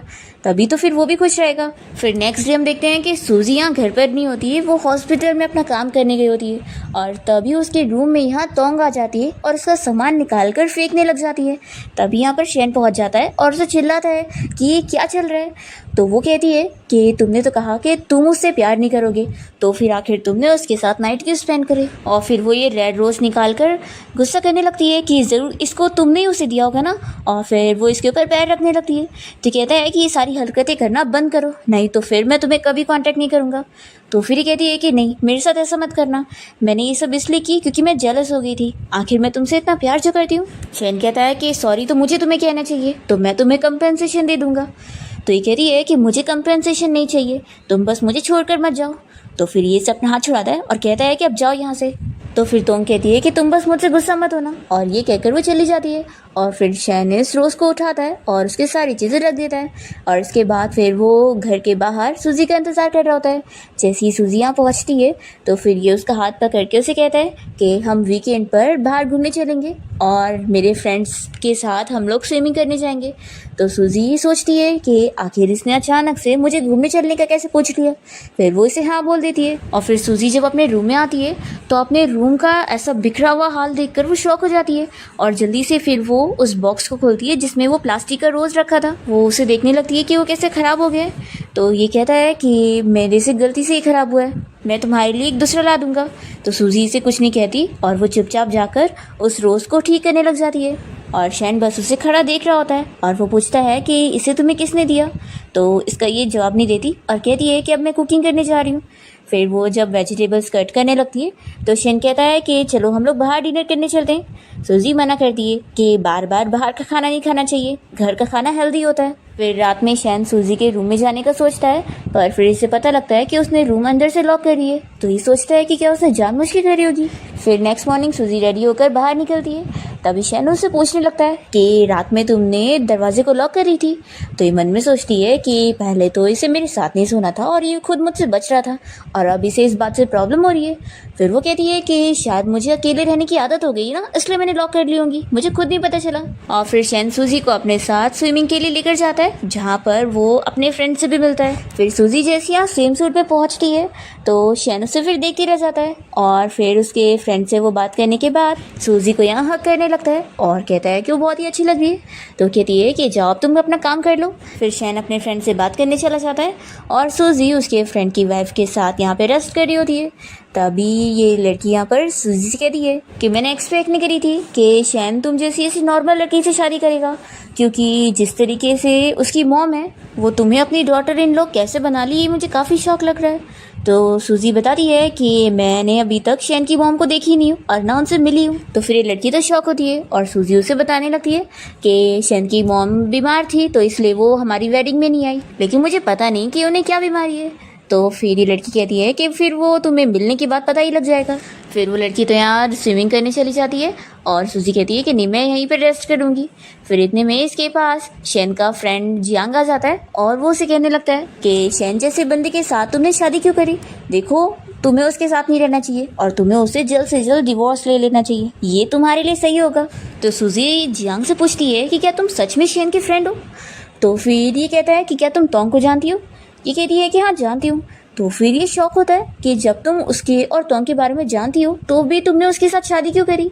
तो ये कहती है कि हमारी शादी वैसे भी हो चुकी है तो मैं उसे छोड़ने वालों में से नहीं हूँ, क्योंकि मिस्टेक्स हर इंसान से होती है और हर किसी का कोई ना कोई पास्ट होता है। और वैसे भी अगर मैंने इसे डिवोर्स दे भी दी तो क्या पता मैं जिसके साथ दूसरी शादी करूँगी वो भी अच्छा नहीं हुआ, तो इसलिए मैं कोई रिस्क नहीं लेना चाहती हूँ। तो फिर ये कहता है कि फिर मैं तुम्हें वार्न कर दूँ कि तुम शैन से ज़्यादा एक्सपेक्टेशन मत रखना। ये बोलकर वो चला जाता है और फिर सूजी शैन को स्विम करते हुए देखने लगती है। फिर हम देखते हैं कि शैन का जब स्विमिंग करके हो जाता है तो वो वापस आता है और देखता है कि सूजी तो यहाँ सो रही है। तो फिर वो उसे चुपचाप से उठा के लेकर जाता है और यहाँ रूम में ले आता है। तभी फिर वो उसके पैर में चोट देख लेता है और सूजी जाग जाती है और उसे बताती है कि ये चोट मुझे बचपन में लगी थी। फिर सूजी उसे बताने लग जाती है कि जब मैं छोटी थी तो मैं खुद ही कुकिंग किया करती थी और तुम्हें पता है मैं स्टोव जला रही थी और गलती से मैंने अपना पैर जला ली थी। तो शैन कहता है कि क्या तुम्हारी मॉम तुम्हारी केयर नहीं करती थी। तो सूजी उसे बताती है कि मेरे पास कोई डैड नहीं है, इसलिए मेरी मॉम को लगता था कि मैं एक बर्डन हूँ, इस वजह से वो मेरा ख्याल नहीं रखती थी और मुझे सब चीज़ें खुद ही करनी होती थी। शैन पूछता है कि क्या तुम्हारे साथ और भी कोई एक्सीडेंट हुए। तो फिर वो बताने लगती है कि एक बार वाटर पाइप भी फट गई थी और उसे कितनी चोट लगी थी। शैन ये सुनने के बाद उसे फिर लेटाने लगता है और उसके साथ ही लेट जाता है और सो जाता है। सूजी सोचती है कि उसने जो ये हक किया हुआ है वो ये प्यार की वजह से नहीं किया हुआ है, बल्कि वो उस पर तरस खा रहा है। फिर सुबह होते ही दोनों की साथ में आँख खुल जाती है और शैन उठते के साथ ही सूजी से पूछता है कि चलो बाहर वॉक पर चलते हैं। तो सूजी सोचती है कि शादी के बाद अभी तक वो लोग बाहर कहीं घूमने भी नहीं गए। फिर वो इसे खुशी से हाँ कहती है और फिर शैन यहाँ सूजी को किस करने के लिए उसके नजदीक आ रहा होता है, पर वो उसे रोक देती है और कहती है कि अभी तो तुमने ब्रश भी नहीं करे, और वो उठकर चली जाती है। फिर इसके बाद दोनों साथ में वॉक करने गए होते हैं और सूजी शेन से इस बारे में पूछ रही होती है कि उसकी जियांग के साथ कितनी फ्रेंडशिप है।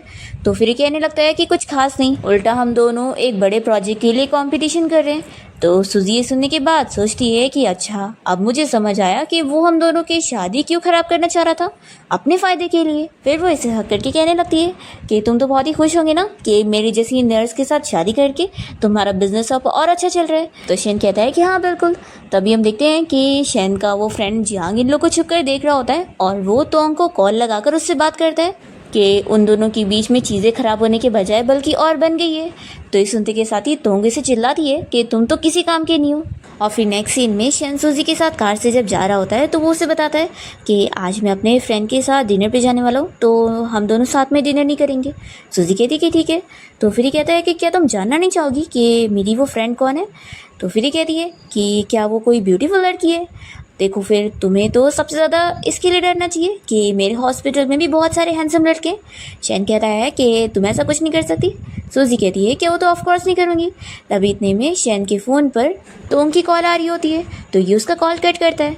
पर फिर बार बार कॉल आने लगती है तो सूजी से दूर हो जाती है और फिर शेन कॉल उठाता है। तो वो उसे बताने लगती है कि मेरी तबीयत बहुत ज़्यादा ख़राब हो गई है, तो क्या तुम मुझसे अभी मिलने आ सकते हो। फिर शेन कहता है कि ठीक है मैं आ रहा हूँ, और फिर वो सूजी को उसके हॉस्पिटल के बाहर तक छोड़कर चला जाता है। और फिर यहाँ सूजी को तोंग का मैसेज आता है। वो इसे कहती है कि अगर कुछ मज़ेदार देखना है तो यहाँ होटल रूम नंबर 308 में पहुँच जाना। और फिर हम देखते हैं कि शेन जैसे यहाँ तोंग से मिलने पहुँचता है तो वो देखता है कि वो तो बीमार नहीं है। तो वो कहती है कि अगर मैं बीमार होने का नाटक ना करती तो तुम यहाँ पर मुझसे मिले नहीं आते, इसलिए मुझे ये झूठा नाटक करना पड़ा। तो फिर ये इसे एक घर की चाबी देता है और एक कार की चाबी देता है और कहता है कि ये अब तुम्हारे लिए। ये कहती है कि क्या तुम मुझे छोड़ना चाहते हो। शेन कहता है कि हाँ, अब से हम दोबारा कभी नहीं मिलेंगे। तो फिर ये चिल्लाने लगती है कि क्या तुम्हें अब उससे प्यार हो गया है जो तुम मुझे छोड़ रहे हो। शेन कहता है कि नहीं। तो फिर ये कहती है कि तुमने मुझे बताया था कि तुम बस अपनी मॉम की वजह से उससे शादी कर रहे हो, तो आखिर ये सब क्या है। शेन इसे कह देता है कि दोबारा तुम मेरे घर के मैटर के बीच में बोलना मत। और फिर वो यहाँ से जाने लगता है। तो ये सोचती है कि नहीं, सूजी यहाँ पर आती होगी और मुझे उसे दिखाना है कि हम दोनों साथ हैं। फिर ये जल्दी से उसके साथ लिफ्ट में आ जाती है और कहती है कि मैं बस तुम्हें बाहर तक छोड़ने चलना चाहती हूँ, इतना तो मुझे रहने दो। तो फिर वो मान जाता है। जैसे ही लिफ्ट ओपन होती है तो सामने सूजी खड़ी होती है और वो इन दोनों को देख लेती है और तोंग यहाँ पर शेन का हाथ पकड़ के उसे दिखा रही होती है। और फिर तोंग यहाँ बेहोश होने का नाटक कर रही होती है तो सूजी जल्दी से उसे दूर करती है और कहती है कि तुम्हें कुछ हो गया है क्या। और फिर वो शेन से पूछती है कि ये लड़की मेरी फ्रेंड के बॉयफ्रेंड की कलीग है, तो मैं इसे डिनर पार्टी में मिली थी, तुम इसे कैसे जानते हो। तो जल्दी से तोंगी से कार की चाबी दिखाने लगती है और कहती है कि मैंने तुम्हें बताई थी ना, मेरा बॉयफ्रेंड बहुत ही ज़्यादा अमीर है, तुम्हें पता, उसने मुझे एक घर भी दिलाया है और एक कार भी। सूजी कहती है कि अगर ऐसी बात है तो चलो क्यों ना हम लोग साथ में लंच करते हैं। पर शेन इसके लिए मना करता है और सूजी को जल्दी से बाहर लेकर आता है। तो वो इससे अपना हाथ छुड़ाती है और कहती है कि तुम बहुत उस लड़की के साथ उसका नाम लेकर बात कर रहे थे, लगता है जैसे तुम दोनों कुछ ज़्यादा ही क्लोज हो। तो फिर शेन से क्लियर करता है कि मुझे अच्छी तरीके से याद है कि मैं मैरिड हूँ। सूजी से दूर हो जाती है और कहती है कि मैं अभी तुमसे बहुत गुस्सा हूँ और इसलिए तुम्हें पहले अपनी सिंसियरिटी दिखानी पड़ेगी कि तुम सच में मुझसे माफ़ी मांग रहे हो कि नहीं। और वो यहाँ से चली जाती है। शेन से पूछता है कि तुम कहाँ पर जा रही हो। तो सूजी कहती है कि कोई हैंडसम लड़का ढूंढने जा रही हूँ अपना मूड ठीक करने के लिए। फिर रात में सूजी अपने हॉस्पिटल के टेरेस पर होती है और वो रोते हुए तो उनकी बातें याद कर रही होती है और सोचती है कि आखिर कोई इंसान इतना बायस्ड कैसे हो सकता है, जब वो उसे पसंद करता है तो उसने मुझसे क्यों शादी करा है। इतने में यहाँ पर सूजी का एक कलीग उसके लिए नूडल्स लेकर आया होता है। तो सूजी कहती है कि रहने दो, मुझे कोई। ड्रामा की स्टार्टिंग हमारी फीमेल लीड सीन के साथ होती है जो कि मिस्टर लू की पर्सनल मेड बनने जा रही है और वो सोचती है कि पता नहीं वो मिस्टर लू कैसे टाइप का पर्सन होगा और किसी अमीर बंदे की पर्सनल मेड बनने का काम कितना मुश्किल होगा ना। फिर वो अपने आप को समझाती है कि नहीं, मैं हर काम कर सकती हूँ और मेरे लिए कुछ भी मुश्किल नहीं है, तो ये तो बस मेड बनना हुआ। फिर यहाँ पर एक कार उसे पिक करने के लिए आती है जिसमें से मिस्टर लू का हाउसकीपर बाहर आता है और वो उसे अपने बारे में बताते हुए शिन से उसका नाम पूछता है। और फिर शिन यहाँ जैसी कार में बैठती है तो हाउसकीपर उसे मेड वाली यूनिफॉर्म देने लगता है और उसे शाओजू कहकर बुला रहा होता है। तो फिर शिन कहती है कि आप मेरा नाम गलत ले रहे हो, मैं शाओजू नहीं हूँ।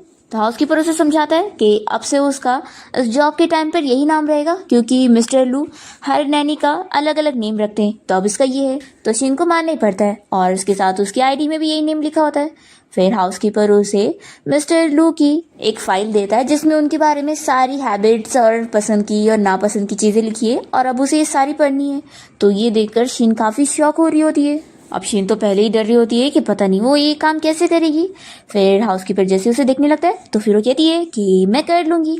फिर हाउसकीपर कहने लगता है कि तुम मुझे बहुत ही अच्छी बच्ची लग रही हो, तो मैं तुम्हें थोड़ा सा एडवाइस दे देता हूँ कि हमारे जो बॉस है मिस्टर लू वो थोड़े से गुस्से वाले हैं, तो तुम्हें उन्हें मनाना भी पड़ सकता है। तो शीन कहती है कि आप फिक्र मत करो, मैं मिस्टर लू को अच्छे से हैंडल करूंगी। फिर उसके बाद ये लोग एक विला के बाहर पहुंचते हैं और शीन देखती है कि अच्छा तो ये मिस्टर लू का घर है। फिर वो कहती है कि आप बिल्कुल फिक्र मत करो, मैं अच्छे से यहाँ पर का एरिया देखकर एडजस्ट कर लूंगी और मिस्टर लू के लिए अच्छे से काम करूंगी। तो फिर ये उसे बताता है कि ये मिस्टर लू का विला नहीं है बल्कि ये मेड्स के रहने के लिए है और मिस्टर लू का विला तो उस साइड है। ये सुनकर तो ये शॉक हो जाती है कि इतना बड़ा विला बस मेड्स के रहने के लिए। फिर उसके बाद वो हाउसकीपर के साथ अपने बॉस यानी कि मिस्टर लू से मिलने के लिए जाती है और तभी लू यहाँ पर कोई वास फेंक रहा होता है और मेड्स को चिल्ला रहा होता है और कह रहा होता है कि उनमें से कोई भी उसकी कोई काम की नहीं है। फिर हमें फ्लैशबैक में दिखाते हैं और हमें पता चलता है कि लू असल में एक लड़की को ढूंढ रहा है जो कि कोई और नहीं शीन है और वो उसे इसलिए ढूंढ रहा है क्योंकि वो एक फाइनेंस कंपनी का सीईओ है और उसने उसके बारे में सुना है कि वो कोई कॉम्पिटिटर कंपनी के लिए काम करती है और वो बहुत ही इजीली प्रोजेक्ट साइन करवा लेती है, इतनी टैलेंटेड है वो। तो इसी वजह से उसने अपने सेक्रेटरी को शीन के बारे में पता लगाने के लिए बोला होता है और काम दिया होता है कि उसे यही लड़की को अपनी स्पेशल असिस्टेंट बनाना है। और शीन वहाँ सामने से जा भी रही होती है पर इसे तो पता ही नहीं होता और हम देखते हैं कि शीन तो लू की कंपनी में ही जॉब इंटरव्यू देने गई होती है, वो भी प्रेसिडेंट की स्पेशल असिस्टेंट की पोजीशन के लिए। और यहाँ जो एचआर उसका इंटरव्यू ले रही होती है वो इसे ये जॉब दे भी देती है और कहती है कि अब से आप मिस्टर लू की मेड हो। ये सुनने के साथ ही शॉक होती है और सोचती है कि ये क्या चल रहा है, अब क्या मेरी उस कंपनी से निकलने के बाद मुझे एक अच्छी पोजीशन पर जॉब भी नहीं मिलेगी और मुझे प्रेसिडेंट की मेड की जॉब करनी पड़ेगी। तभी ये सुनते ही एचआर यहाँ पर उसकी फाइल देखती है और फिर उसे पता लगता है कि वो तो यहाँ पर असिस्टेंट की जॉब के लिए आई है। फिर मेड सोचती है कि जाने तो अब मुझसे गलती हो गई है तो क्या हुआ, मुझे इसे सही करना होगा, नहीं तो प्रेसिडेंट को पता लग गया तो मैं तो प्रॉब्लम में फंस जाऊंगी। फिर शीन कहती है कि एचआर आपको नहीं लगता कि आपसे कोई मिस्टेक हो गई होगी, मैं यहाँ पर सीईओ की असिस्टेंट बनने आई हूँ न कि मेड। तो फिर एचआर उसे बताती है कि हाँ तुम यहाँ पर सीईओ की स्पेशल असिस्टेंट ही तो बनोगी, जिसका अगर अलग मतलब ले तो वो यही होता है पर्सनल मेड। पर मेड सुनते के साथ ही शीन को तो बहुत ही गुस्सा आने लगती है और वो कहती है कि मेड तो एक डॉग से भी बदतर वाला काम है। तो फिर एचआर उसे बताती है कि तुम्हारी सैलरी 5 मिलियन होगी। ये सुनते के साथ ही वो तुरंत ही बांध जाती है। फिर इसी के साथ ही फ्लैशबैक खत्म होता है और शीन यहाँ पर लू का गुस्सा देख रही होती है और वो कहने लगती है कि ये तो एंटीक है ना, जो कि कितना महंगा होता है, फिर तो ये प्रेसिडेंट नहीं है बल्कि राजा है और मैं ऐसे राजा को सर्व नहीं कर पाऊंगी, मैं यहाँ से जाती हूँ। तो वो जल्दी से हाउसकीपर उसे रोकता है और कहता है कि अब यहाँ पर आई गई हो तो चलो अपना काम करो। और फिर वो उसे लू के सामने लेकर आता है और कहता है कि बॉस ये हमारी नई शाओजू है। फिर ये हेलो कहने लगती है और फिर ना चाहते हुए भी कहती है कि हाँ मैं शाओजू हूँ। फिर लू अपने हाउसकीपर से पूछने लगता है कि तुम मुझे बताओ कि आज के ब्रेकफास्ट में इतनी बड़ी गलती कैसे हुई, इतना खराब टेस्ट। तो फिर हाउसकीपर बताने लगता है कि मिस्टर लू पहले आपके लिए जो मेड आंटी खाना पका रही थी उनके हाथ में चोट आ गई है तो उन्होंने कुछ दिनों की छुट्टी ले ली है, तो इतनी जल्दी। तो फिर लू चिल्ला कर कहता है कि फिर अभी इसी वक्त जाओ कोई अच्छी कुक ढूंढ कर लाओ। ये सुनते के साथ ही शीन मन में सोच रही होती है कि अपने न्यू बॉस के सामने इम्प्रेशन जमाने का मौका मिल गया है। फिर वो हाउसकीपर को रोकती है और कहती है कि क्यों ना मैं बनाती हूँ। और फिर वो लू से कहने लग जाती है कि मिस्टर लू क्यों ना मैं आपके लिए एक अच्छा सा सूप बना दूं। तो हाउसकीपर तो डर रहा होता है कि लू तो नहीं मानने वाला, पर फिर वो हाँ कह देता है। फिर हाउसकीपर जल्दी से शीन को यहाँ किचन में लेकर आता है और कहता है कि मौका अच्छा है, अब यहाँ से भाग लो, देखो नहीं तो तुम प्रॉब्लम में फंस जाओगी। तो कहती है कि आखिर क्यों। तो फिर हाउसकीपर से समझाने लगता है कि मिस्टर लू के लिए इतने सालों से मेड लियू ही खाना बना रही थी, तो उन्हें ही ज़्यादा पता है मिस्टर लू के टेस्ट के बारे में, और मिस्टर लू कोई दूसरे का खाना नहीं खाते और बहुत ही गुस्सा हो जाते हैं, तो तुम फालतू का प्रॉब्लम में फंस जाओगी। तो शीन कहती है कि आप फिक्र मत करो, मैं बहुत ही अच्छा खाना बनाती हूँ, ये मेरे बाएं हाथ का खेल है। फिर वो जल्दी से सूप रेडी करके लू के सामने ले आती है और कहती है कि बॉस चलो अब जल्दी से टेस्ट करो, देखना आपको बहुत अच्छा लगेगा। तो लुई सूप को अच्छे से देखता है और कहता है कि ये खाने लायक भी है। तो वो कहती है कि खा के तो देखो। फिर ये सूप को टेस्ट करता है और शीन की तरफ देखने लग जाता है। और फिर हाउसकीपर उसके हाथ को देखकर समझ जाता है कि बॉस ऐसा तभी करते जब उन्हें कोई चीज पसंद आती है। सच में ये लड़की तो बहुत ही कमाल की है। फिर शीन लू से पूछने लगती है कि बॉस आपको खाना कैसा लगा, कम से कम मार्क्स तो दे दो। तो फिर वो कहता है कि हाँ खाने लायक है। तो ठीक है, फिर जब तक मेरी आंटी वापस से नहीं आती है तब तक तुम ही मेरे लिए खाना बनाओगी। तो इस सुनते के साथ ही शीन को गुस्सा आती है कि उसने उसकी कोई तारीफ भी नहीं किया। तो वो धीरे धीरे उसकी बुराई करने लगती है। तो लू सुन लेता है और कहता है कि तुम क्या कह रही हो। शीन कहती है कि कुछ नहीं बॉस, तो क्या अब मैं यहाँ पे रह सकती हूँ। लू इसके लिए हाँ बोलता है और कहता है कि जाओ मेरे लिए कॉफ़ी बना के लाओ। फिर शीन जैसी कॉफ़ी बनाने जाती है तो हाउसकीपर उसे बताने लगता है कि लू कैसे टाइप की कॉफ़ी पीता है और उसका टेम्परेचर वगैरह कितना रहता है। तो फिर शीन ये सब सुनने के बाद अपने हिसाब से कॉफ़ी बनाती है और वो लू को बता भी देती है कि उसने अलग टेम्परेचर के हिसाब से बनाई है क्योंकि अभी उसका पेट ठीक नहीं है ना, तो उसे ऐसे टाइप की कॉफ़ी पीनी चाहिए। हाउसकीपर सोचता है कि बॉस को बिल्कुल पसंद नहीं है कि कोई उन्हें चीज़ें सिखाए, पर यार लू तो चुपचाप से कॉफ़ी पी लेता है और उसे उल्टा कॉफ़ी बहुत ज़्यादा ही पसंद आती है। और वो इसे कहता है कि ठीक है, अब से रोज़ तुम 10 बजे मुझे ऐसी कॉफ़ी बना के दोगी। तो फिर शीन कहती है कि ठीक है बॉस। फिर यहाँ पर लू की सेक्रेटरी आई होती है और उसे बताने लगती है कि बॉस आपने जो डॉक्यूमेंट मंगवाया था वो मैंने आपके स्टडी रूम में रख दी हूँ, आप जाके देख लो। तो फिर लू पूछने लगता है कि मैंने जो स्पेशल असिस्टेंट ढूंढने का काम दिया था वो हुआ। तो फिर सेक्रेटरी बताती है कि अभी हम ढूंढ ही रहे हैं, बस आप थोड़ा और टाइम दे दो। फिर हम किसी मिस्टर जियांग को देखते हैं जो कि लू की राइवल कंपनी का सीईओ है और वो भी शीन को ही ढूंढ रहा है। उसकी सेक्रेटरी आकर उसे बताती है कि जिस लड़की को वो हायर करना चाहता है उसके बारे में भी कुछ भी नहीं पता चला है, लेकिन हाँ एक न्यूज़ मिली है कि मिस्टर लू भी शीन को ही ढूंढ रहे हैं और उन्होंने एक एडवर्टाइजमेंट भी डाला है कि जो भी उस लड़की को ढूंढ लेगा उसे 1 मिलियन मिलेगा। ये सुनते के साथ ही जियांग कहता है कि अच्छा, तो उसे भी पता लग गया कि वो शीन कितनी ज़्यादा टैलेंटेड है। तो फिर जियांग ऑर्डर देता है कि एक काम करो, तुम हमारी कंपनी की तरफ से सेम वैसे ही एडवर्टाइजमेंट डालो, बस हाँ प्राइस थोड़ी बढ़ा दो। उसने 1 मिलियन रखा है ना, तो हम उस बंदे को 5 मिलियन देंगे जो हमें शीन की कॉन्ट्रैक्ट देगा। सेक्रेटरी कहती है कि बॉस ये कुछ ज़्यादा नहीं हो जाएगा। तो जियांग कहता है कि नहीं, वो लड़की बहुत ही टैलेंटेड है और इतना तो बनता ही है, और वैसे अब मेरा टाइम आ गया लू से मिलने का। फिर हम देखते हैं कि लू यहाँ गोल्फ खेल रहा होता है, तभी जियांग यहाँ पहुँच जाता है और कहने लगता है कि मैंने सुना कि तू किसी लड़की को ढूंढने के लिए बहुत सारे मिलियंस खर्च कर रहे हैं, तो बता तुझे वो लड़की मिली कि नहीं। तो लू कहता है कि जब तुझे पता चल गया है कि मैंने एडवर्टाइजमेंट डाला हुआ तो फिर इस चीज़ के लिए टाइम लगेगा ना। जियांग कहता है कि वैसे मैंने भी तेरा सेम एडवर्टाइजमेंट कॉपी करके डाल दिया और उल्टा मैंने तो प्राइस भी बढ़ा दिया और 5 मिलियन कर दिया। तो फिर लू पूछता है कि आखिर तू करना क्या चाहता है। तो जियांग उसे कहता है कि तुझे क्या लगता है कि सिर्फ तू ही स्मार्ट पर्सन है, मैं भी जानता हूँ कि वो शीन कितनी ज़्यादा वैल्यू रखती है। तो फिर लू भी उसे याद दिलाता है कि फिर तुझे इतना भी याद होगा कि तू कभी मुझे हरा नहीं पाता है, तो इस चीज़ में भी हरा नहीं पाएगा। और याद रखना कि तू उस लड़की को जितना भी प्राइस ऑफर करेगा मैं उससे कई ज़्यादा अफोर्ड कर सकता हूँ, और तुझे पता है मैंने तो उसके लिए लग्जरी ऑफिस भी रेडी कर चुका हूँ। तो जियांग कहता है कि अच्छा, तो यानी तो उसके लिए बहुत ही इन्वेस्टमेंट कर रहा है, तो फिर ठीक है, मैं उसे अपनी खुद की ऑफिस दे दूंगा।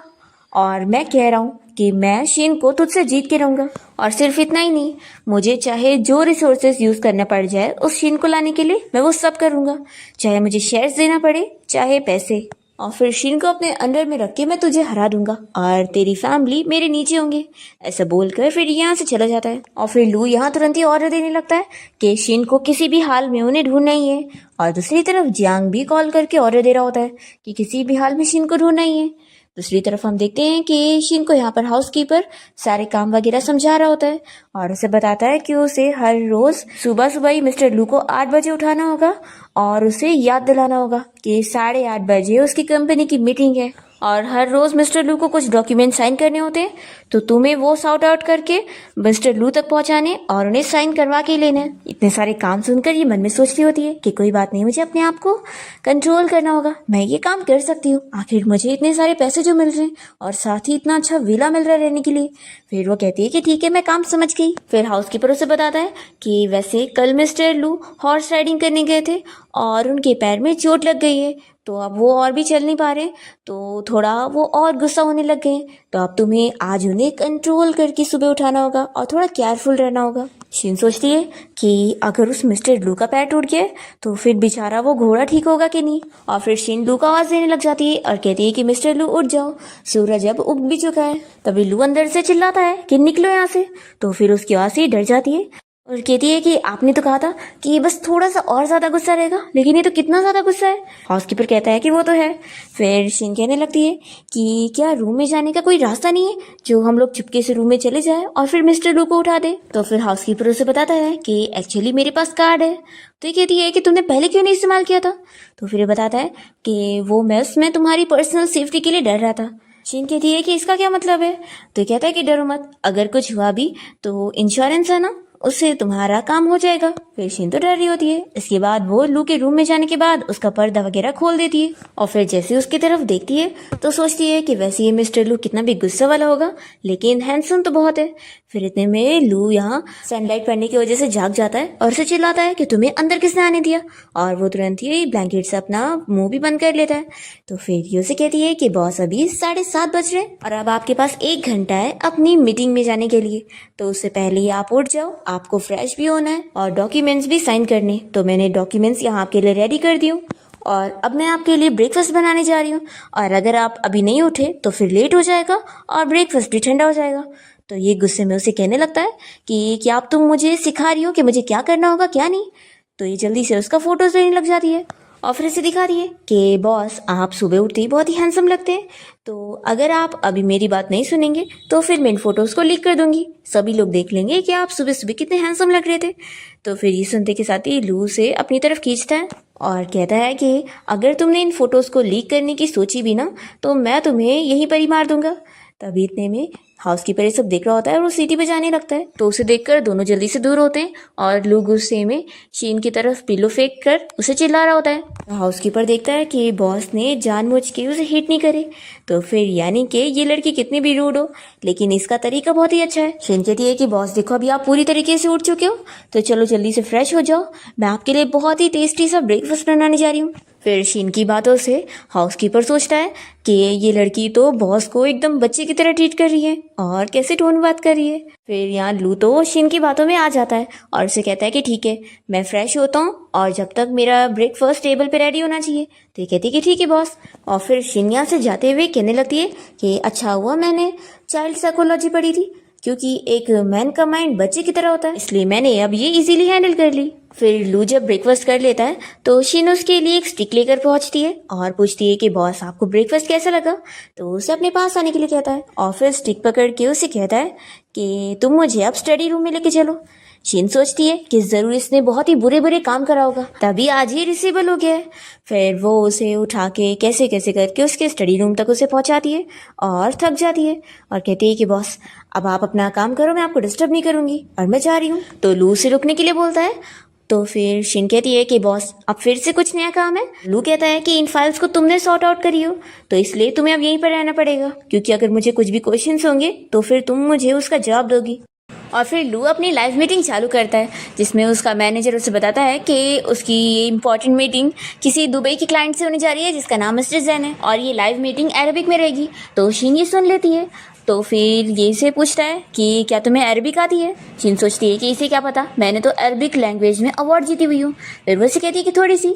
तो फिर लू इसे भी लाइव मीटिंग सुनने के लिए दे देता है और कहता है कि तुम सारी चीज़ें नोट करोगी और हाँ कुछ भी पंक्चुएशन मार्क में भी गलती नहीं होनी चाहिए। तो फिर शीन को मानना ही पड़ता है और फिर लू मीटिंग कंटिन्यू करता है और वो जो भी यहाँ मीटिंग में सुन रहा होता है वो सारी चीज़ें शीन लिख रही होती है।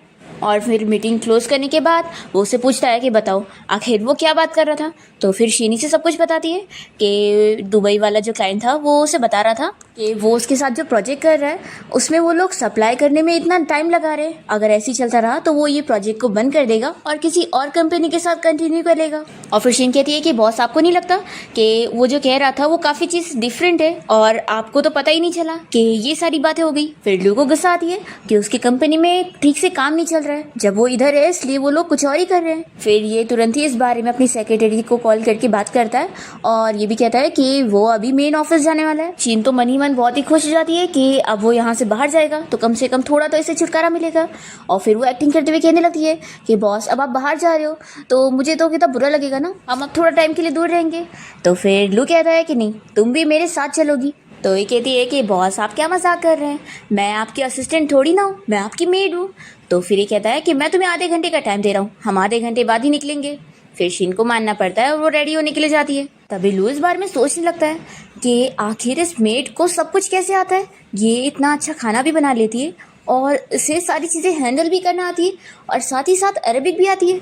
और फिर लू तुरंत ही अपनी सेक्रेटरी को कॉल करके कह देता है कि मुझे अपनी नई मेड का सारा इन्फॉर्मेशन चाहिए।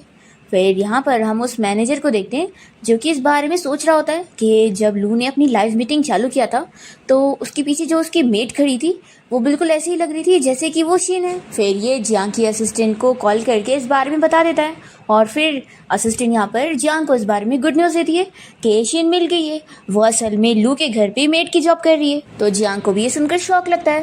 दूसरी तरफ हम देखते हैं कि शीन यहाँ पर लू के साथ कार से जब जा रही होती है तो वो बहुत ही गुस्से में बैठी होती है। तो कहता है कि आखिर तुम्हें क्या हो गया। शीन कहती है कि बॉस आपको नहीं लगता कि आपके साथ मीटिंग में जाने का काम आपकी स्पेशल असिस्टेंट का होना चाहिए, मेरा नहीं। आपको पता है अभी आप बाहर जा रहे थे तो ये मेरा फ्री टाइम था और आप मेरा पर्सनल टाइम यूज़ कर रहे, समझे। फिर इतने में ब्रेक लगने की वजह से शीन यहाँ पर लू के ऊपर गिर जाती है और फिर दोनों एक दूसरे से दूर होते हैं। इसके बाद फिर कंपनी के सामने पहुँचते ही लू कार से बाहर निकलता है और शीन बाहर नहीं आ रही होती है तो वो उसे कहता है कि मैं तुम्हें और पैसे दूंगा। तो ये सुनते के साथ ही वो काम करने के लिए रेडी हो जाती है। फिर जैसे ये कार से बाहर निकलने लगती है तभी ये हिल्स की वजह से गिरने वाली होती है और लू उसे गिरने से बचाता है। फिर इसके बाद दोनों यहाँ मीटिंग रूम में आते हैं और शीन उसे बैठने के लिए सीट देती है। फिर वो इसका हाथ पकड़ लेता है और पूछता है कि तुम मुझे सही से बताओ कि तुम्हें यहाँ अंडर कवर एजेंट के तौर पे किसने भेजा हुआ है। तो शीन कहती है कि क्या बकवास कर रहे हो, क्या एजेंट, मैं बस एक नॉर्मल सी एम्प्लॉय हूँ, समझे। फिर इतने में हम देखते हैं कि एचआर अपना मुँह छुपा रही होती है। तो लू कहता है कि आखिर तुम एक नॉर्मल मेड कैसे हो सकती हो, तुम्हें इतनी सारी चीज़ आती है और सब चीज़ को तुम प्रोफेशनल तरीके से भी करती हो, साथ ही तुम्हें अरबिक भी आती है। शीन कहती है कि बॉस यही तो आपकी डिमांड थी ना कि आपकी एम्प्लॉय को सब कुछ आना चाहिए, तो बस मेरे पास कुछ स्किल्स हैं और बस थोड़ी सी अरबिक आ गई तो इसमें कौन सी बड़ी बात है। तो ये कहता है कि देखो मुझे कोई फ़र्क नहीं पड़ता तुम्हें किसने भेजा है, लेकिन याद रखना अगर मुझे पता चल गया ना कि तुम एक स्पाई हो फिर तो तुम्हारी सज़ा मौत होगी। और फिर वो अपनी एचआर से कहता है कि मुझे इस लड़की का पूरा इन्फॉर्मेशन दो। फिर तो वो डर जाती है कि बॉस को क्या मेरी गलती के बारे में पता चल गया है कि ये तो असिस्टेंट की पोजीशन के लिए आई थी। फिर वो उसे इसकी इन्फॉर्मेशन वाली फाइल दे देती है और उसे वो खोलने जा रहा होता है और इसे कहने लगता है कि मुझे फ़र्क नहीं पड़ेगा कि तुमने किसने भेजा होगा, मुझे वैसे लोग बिल्कुल पसंद नहीं है जो झूठ बोलते हैं और मैं ऐसे लोग को यहाँ से गायब कर देता हूँ। तो शीन मन में सोचती है कि पता नहीं मुझे कहाँ से ऐसा पागल बॉस मिल गया जो मुझे अपनी स्पेशल असिस्टेंट बनाने के बजाय अपनी मेड बना के रखा हुआ है और मुझसे इतने काम करवा रहा है। फिर लू जैसे यहाँ उसकी इन्फॉर्मेशन देखने वाला होता है तभी यहाँ पर जियांग आ जाता है और फिर शीन पीछे हो जाती है और जियांग लू से बात करने लगता है और उसे पूछता है कि मैंने सुना हूँ कि तुम अपने घर पे अकेले रहते हो लेकिन तुमने 100 से भी ज़्यादा सर्वेंट रखे हुए हो, तो क्या तुम उनमें से एक मेड मुझे दे सकते हो, मुझे एक अच्छी मेड की ज़रूरत है। तो फिर लू कहता है कि क्या तुम्हारा दिमाग ख़राब हो चुका है, तुम्हें क्या हर चीज़ मुझसे ही छीननी है, पहले तुम मेरी असिस्टेंट छीनना चाहते थे और अब मेड छीनना चाह रहे हो। तो जियांग कहने लगता है कि हाँ हम दोनों वैसे भी कंपटीशन वाले रिलेशन में, तो जो चीज़ तुम्हें मिल जाती है और मुझे नहीं मिलती तो मुझे नींद नहीं आती। तो लू इसे कह देता है कि मैं अपने लोगों में से एक को भी तुम्हें छीनने नहीं दूंगा। तो फिर जियांग कहता है कि देख लेंगे, एक दिन मैं तुमसे तुम्हारा सब कुछ छीन लूँगा। ऐसा बोलकर वो चला जाता है और फिर उसके जाने के बाद लू यहाँ शीन की इन्फॉर्मेशन वाला वो पेपर निकालता है और पूछने लगता है कि आखिर एक मेड होकर तुम्हें अरबिक कैसे आती है, पहले मुझे इसका जवाब दो। फिर एचआर उसे बताने लगती है कि बॉस मुझे पता है कि आप हमेशा घर से काम करते हैं, इसलिए मैंने आपके लिए एक ऐसी मेड ढूंढी थी जिसे अरबिक भी आती हो ताकि ये आपका एक्स्ट्रा काम भी कर सके। और वो मन में सोचती है कि अच्छा हुआ मैंने थोड़ी सी इन्फॉर्मेशन बदल दी थी, नहीं तो अभी मैं बचती नहीं। फिर लू कहता है कि ठीक है। तो ये सुनते के साथ ही शीन आकर उसे चिल्लाने लगती है कि अभी तो तुम कह रहे थे कि मैं एक अंडर कवर एजेंट हूँ और अब ये बात यहीं पर ही खत्म होगी, ऐसे कैसे, तुमने मुझ पर झूठा इल्जाम लगाया है तो कम से कम तुम्हें मुझसे माफ़ी तो मांगनी चाहिए ना। तभी एचआर इन लोग का झगड़ा देखकर कहती है कि मैं चाहती हूँ अपना काम कर। ड्रामा के स्टार्टिंग में हम देखते हैं हमारे मेन लीड फुशिन को, जिसने यहाँ सॉन्ग नाम के एक बंदे को पिंजरे में कैद करवा के रखा होता है और उसका बॉडीगार्ड सॉन्ग को मार करके पूछ रहा होता है, पर सॉन्ग कुछ भी बताने के लिए नहीं मानता। शिन कहता है कि ये बहुत धीरे था, तो फिर उसका बॉडीगार्ड सॉन्ग को पिंजरे से बाहर निकालता है और जोर से मारता है। उसकी चीख की आवाज़ सुनकर फुशिन को जो लड़की मसाज कर रही होती है वो रुक जाती है। फिर फुशिन कहता है कि मैं कह रहा था कि ये लड़की बहुत ही धीरे ताकत लगा रही है। फिर ये तुरंत ही उस लड़की को पकड़ के उसे पूछने लगता है कि क्या तुम न्यू वर्कर हो। तो जुयेन उसे हाँ कहती है, जो कि कोई और नहीं हमारी फीमेल लीड है।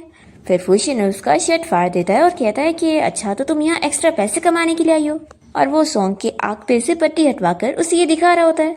और फिर वो लोग सॉन्ग को वापस से उस पिंजरे में बंद कर देते हैं। और फिर फूशन जुयन से पूछता है कि अगर तुम्हें एक्स्ट्रा पैसे कमाने हैं तो मेरे पास और तरीके हैं, तुम यहीं पर ही रुक सकती हो। ऐसा बोलते हुए उसे टच करने लगता है और तभी उसकी बैच की वजह से उसकी उंगली में चोट लग जाती है। तो फिर वो पूछता है कि बताओ तुम्हें एक्स्ट्रा पैसे कमाने हैं? तो फिर जुयन उसके ब्लड को सक कर लेती है और फिर वो उसे उठाकर यहाँ से लेकर जाता है। और जैसे ही उसे रूम में लेकर आता है तो वो उसे जानबूझ के सेड्यूस करने लगती है। पर फिर शन उसे अपने से दूर करता है और कहता है कि मुझे ऐसी लड़कियां बिल्कुल पसंद नहीं है जो अपनी मर्जी से आकर मुझे ऐसे हक करने की कोशिश करे। और फिर वो स्मोक करने लगता है और फिर जुयन को भी देता है स्मोक करने के लिए, पर उसे खांसी आने लग जाती है। इतने में बॉडीगार्ड आकर उसे बताता है कि उसका कोई ज़रूरी कॉल आया है। तो फूशन बाहर चला जाता है कॉल पे बात करने और जुयन मौका देखकर उसकी सारी ड्रॉर खोलकर कुछ चीज़ ढूंढ रही होती है। फिर हम देखते हैं कि फूयन जब यहाँ कॉल पर बात कर रहा होता है तो वो देखता है कि जुयन यहाँ से जा रही है, तो वो उसे जल्दी से आवाज़ देता है और उसे नंबर 17 कह के बुलाता है। कहता है कि कल मैं तुम्हारे मसाज पार्लर ज़रूर आऊँगा तुम्हें सपोर्ट करने के लिए। और फिर उसे अपनी सिगरेट फेंक कर देता है। तो ये भी स्मोक करते हुए उसे कहती है कि ठीक है बॉस, कल मिलते हैं। ऐसा बोलकर वो चली जाती है। और फिर हम देखते हैं कि फूशन तो जुयन की बचपन की और हाई स्कूल की सारी फोटोज देख रहा होता है। दूसरी ओर जुयन अपने घर पहुंचती है और हमें पता लगता है कि वो कोई गरीब लड़की नहीं है, बल्कि वो इतने बड़े विला में रहती है। यहाँ पर उसकी मेड उसका वेलकम करती है और जुयन से पूछती है कि उसने आखिर ऐसे कपड़े क्यों पहनी है। तो जुयन कहती है कि मेरे लिए ड्रेस रेडी करो, मुझे शावर लेना है। तभी मेड उसे बताती है कि उसका वेडिंग इन्विटेशन कार्ड रेडी होकर आ गया है। तो फिर जुयन उसे देखने लगती है और हमें पता लगता है कि जो सॉन्ग को फूशन ने कैद करके रखा है वही इसका फियांसी है। फिर जुयन वॉशरूम जाकर अपने आप को पानी से साफ करने लग जाती है और वो याद करती है कि इस सॉन्ग को कैसे फूशन ने पकड़ के रखा था और उसे टच कर रहा था। और दूसरी ओर फूशन यहाँ सॉन्ग के पास आके बैठता है और उस सिगरेट पीते हुए वो उसके साथ भी अपनी सिगरेट शेयर करता है और उसे कहता है कि पता है तुम्हारी गलती क्या है, कि तुम बहुत ही ज़्यादा लालची इंसान हो। मैं अच्छा खासा तुम्हें 2 मिलियन दे रहा था, अगर तुम उसमें मान जाते तो तुम भी खुश होते और मैं भी खुश होता। तुम्हें पता है मेरे लिए पैसे कमाना आसान नहीं है और पैसे कोई हवा से नहीं आते। मैं सही कह रहा हूँ ना? तो चलो अब सब बताओ। तो फिर सॉन्ग कहता है कि मैंने सब बता चुका हूँ। फूशन कहता है कि ठीक है, फिर तुम अपना मुंह नहीं खोलोगे ना तो यहीं पर ही रहो। ऐसा बोलकर वो जाने लगता है और इसे कहता है कि वैसे वो मसाज करने वाली जो लड़की आई थी मुझे वो बहुत ही पसंद आई और मुझे लगता है कि तुम्हें भी वो बहुत ही पसंद होगी ना। ऐसा बोलते हुए फूशन हंसकर यहाँ से चला जाता है। फिर दूसरी तरफ हम जुयन को देखते हैं जो कि यहाँ मसाज सेंटर में काम करने लगती है सिर्फ फूशन को दिखाने के लिए और उसका इंतजार कर रही होती है, पर इतने दिन में वो आया नहीं होता है। तभी इतने में जुयन की कलीग आकर उसे बताती है कि अब उसकी बारी है काम की और इस बार जो क्लाइंट आया है वो बहुत ही बेकार इंसान है, हमेशा लड़कियों को हैरेस करने के पीछे पड़ा होता है। तो फिर जुयन यहाँ उस बंदे के रूम में आती है और वो जुयन की तारीफ करने लगता है कि तुम तो कितने ज़्यादा ब्यूटीफुल हो। और जैसे उसे टच करने लगता है तो जुयन उसे बता देती है कि मैं मिस्टर फूशन की वुमेन हूँ, तो मुझे हाथ लगाने की सोचो भी मत, नहीं तो फिर तुम बचोगे नहीं। पर इस आदमी को यकीन नहीं होता कि आखिर वो फूशन को कैसे ही जानेगी। तभी इसे बचने के लिए जुयन उसे मारती है और यहाँ से भागने लग जाती है।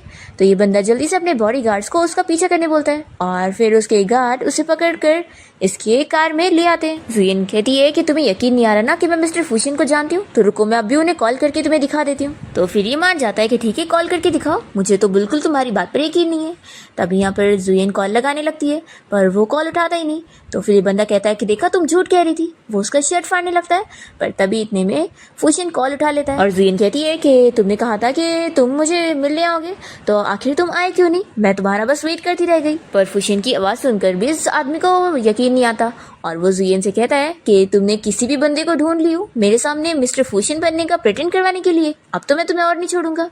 इतने में ड्राइवर ब्रेक मारता है तो फिर ये आदमी उसे चिल्लाता है कि तुमने अचानक से कार क्यों रोकी।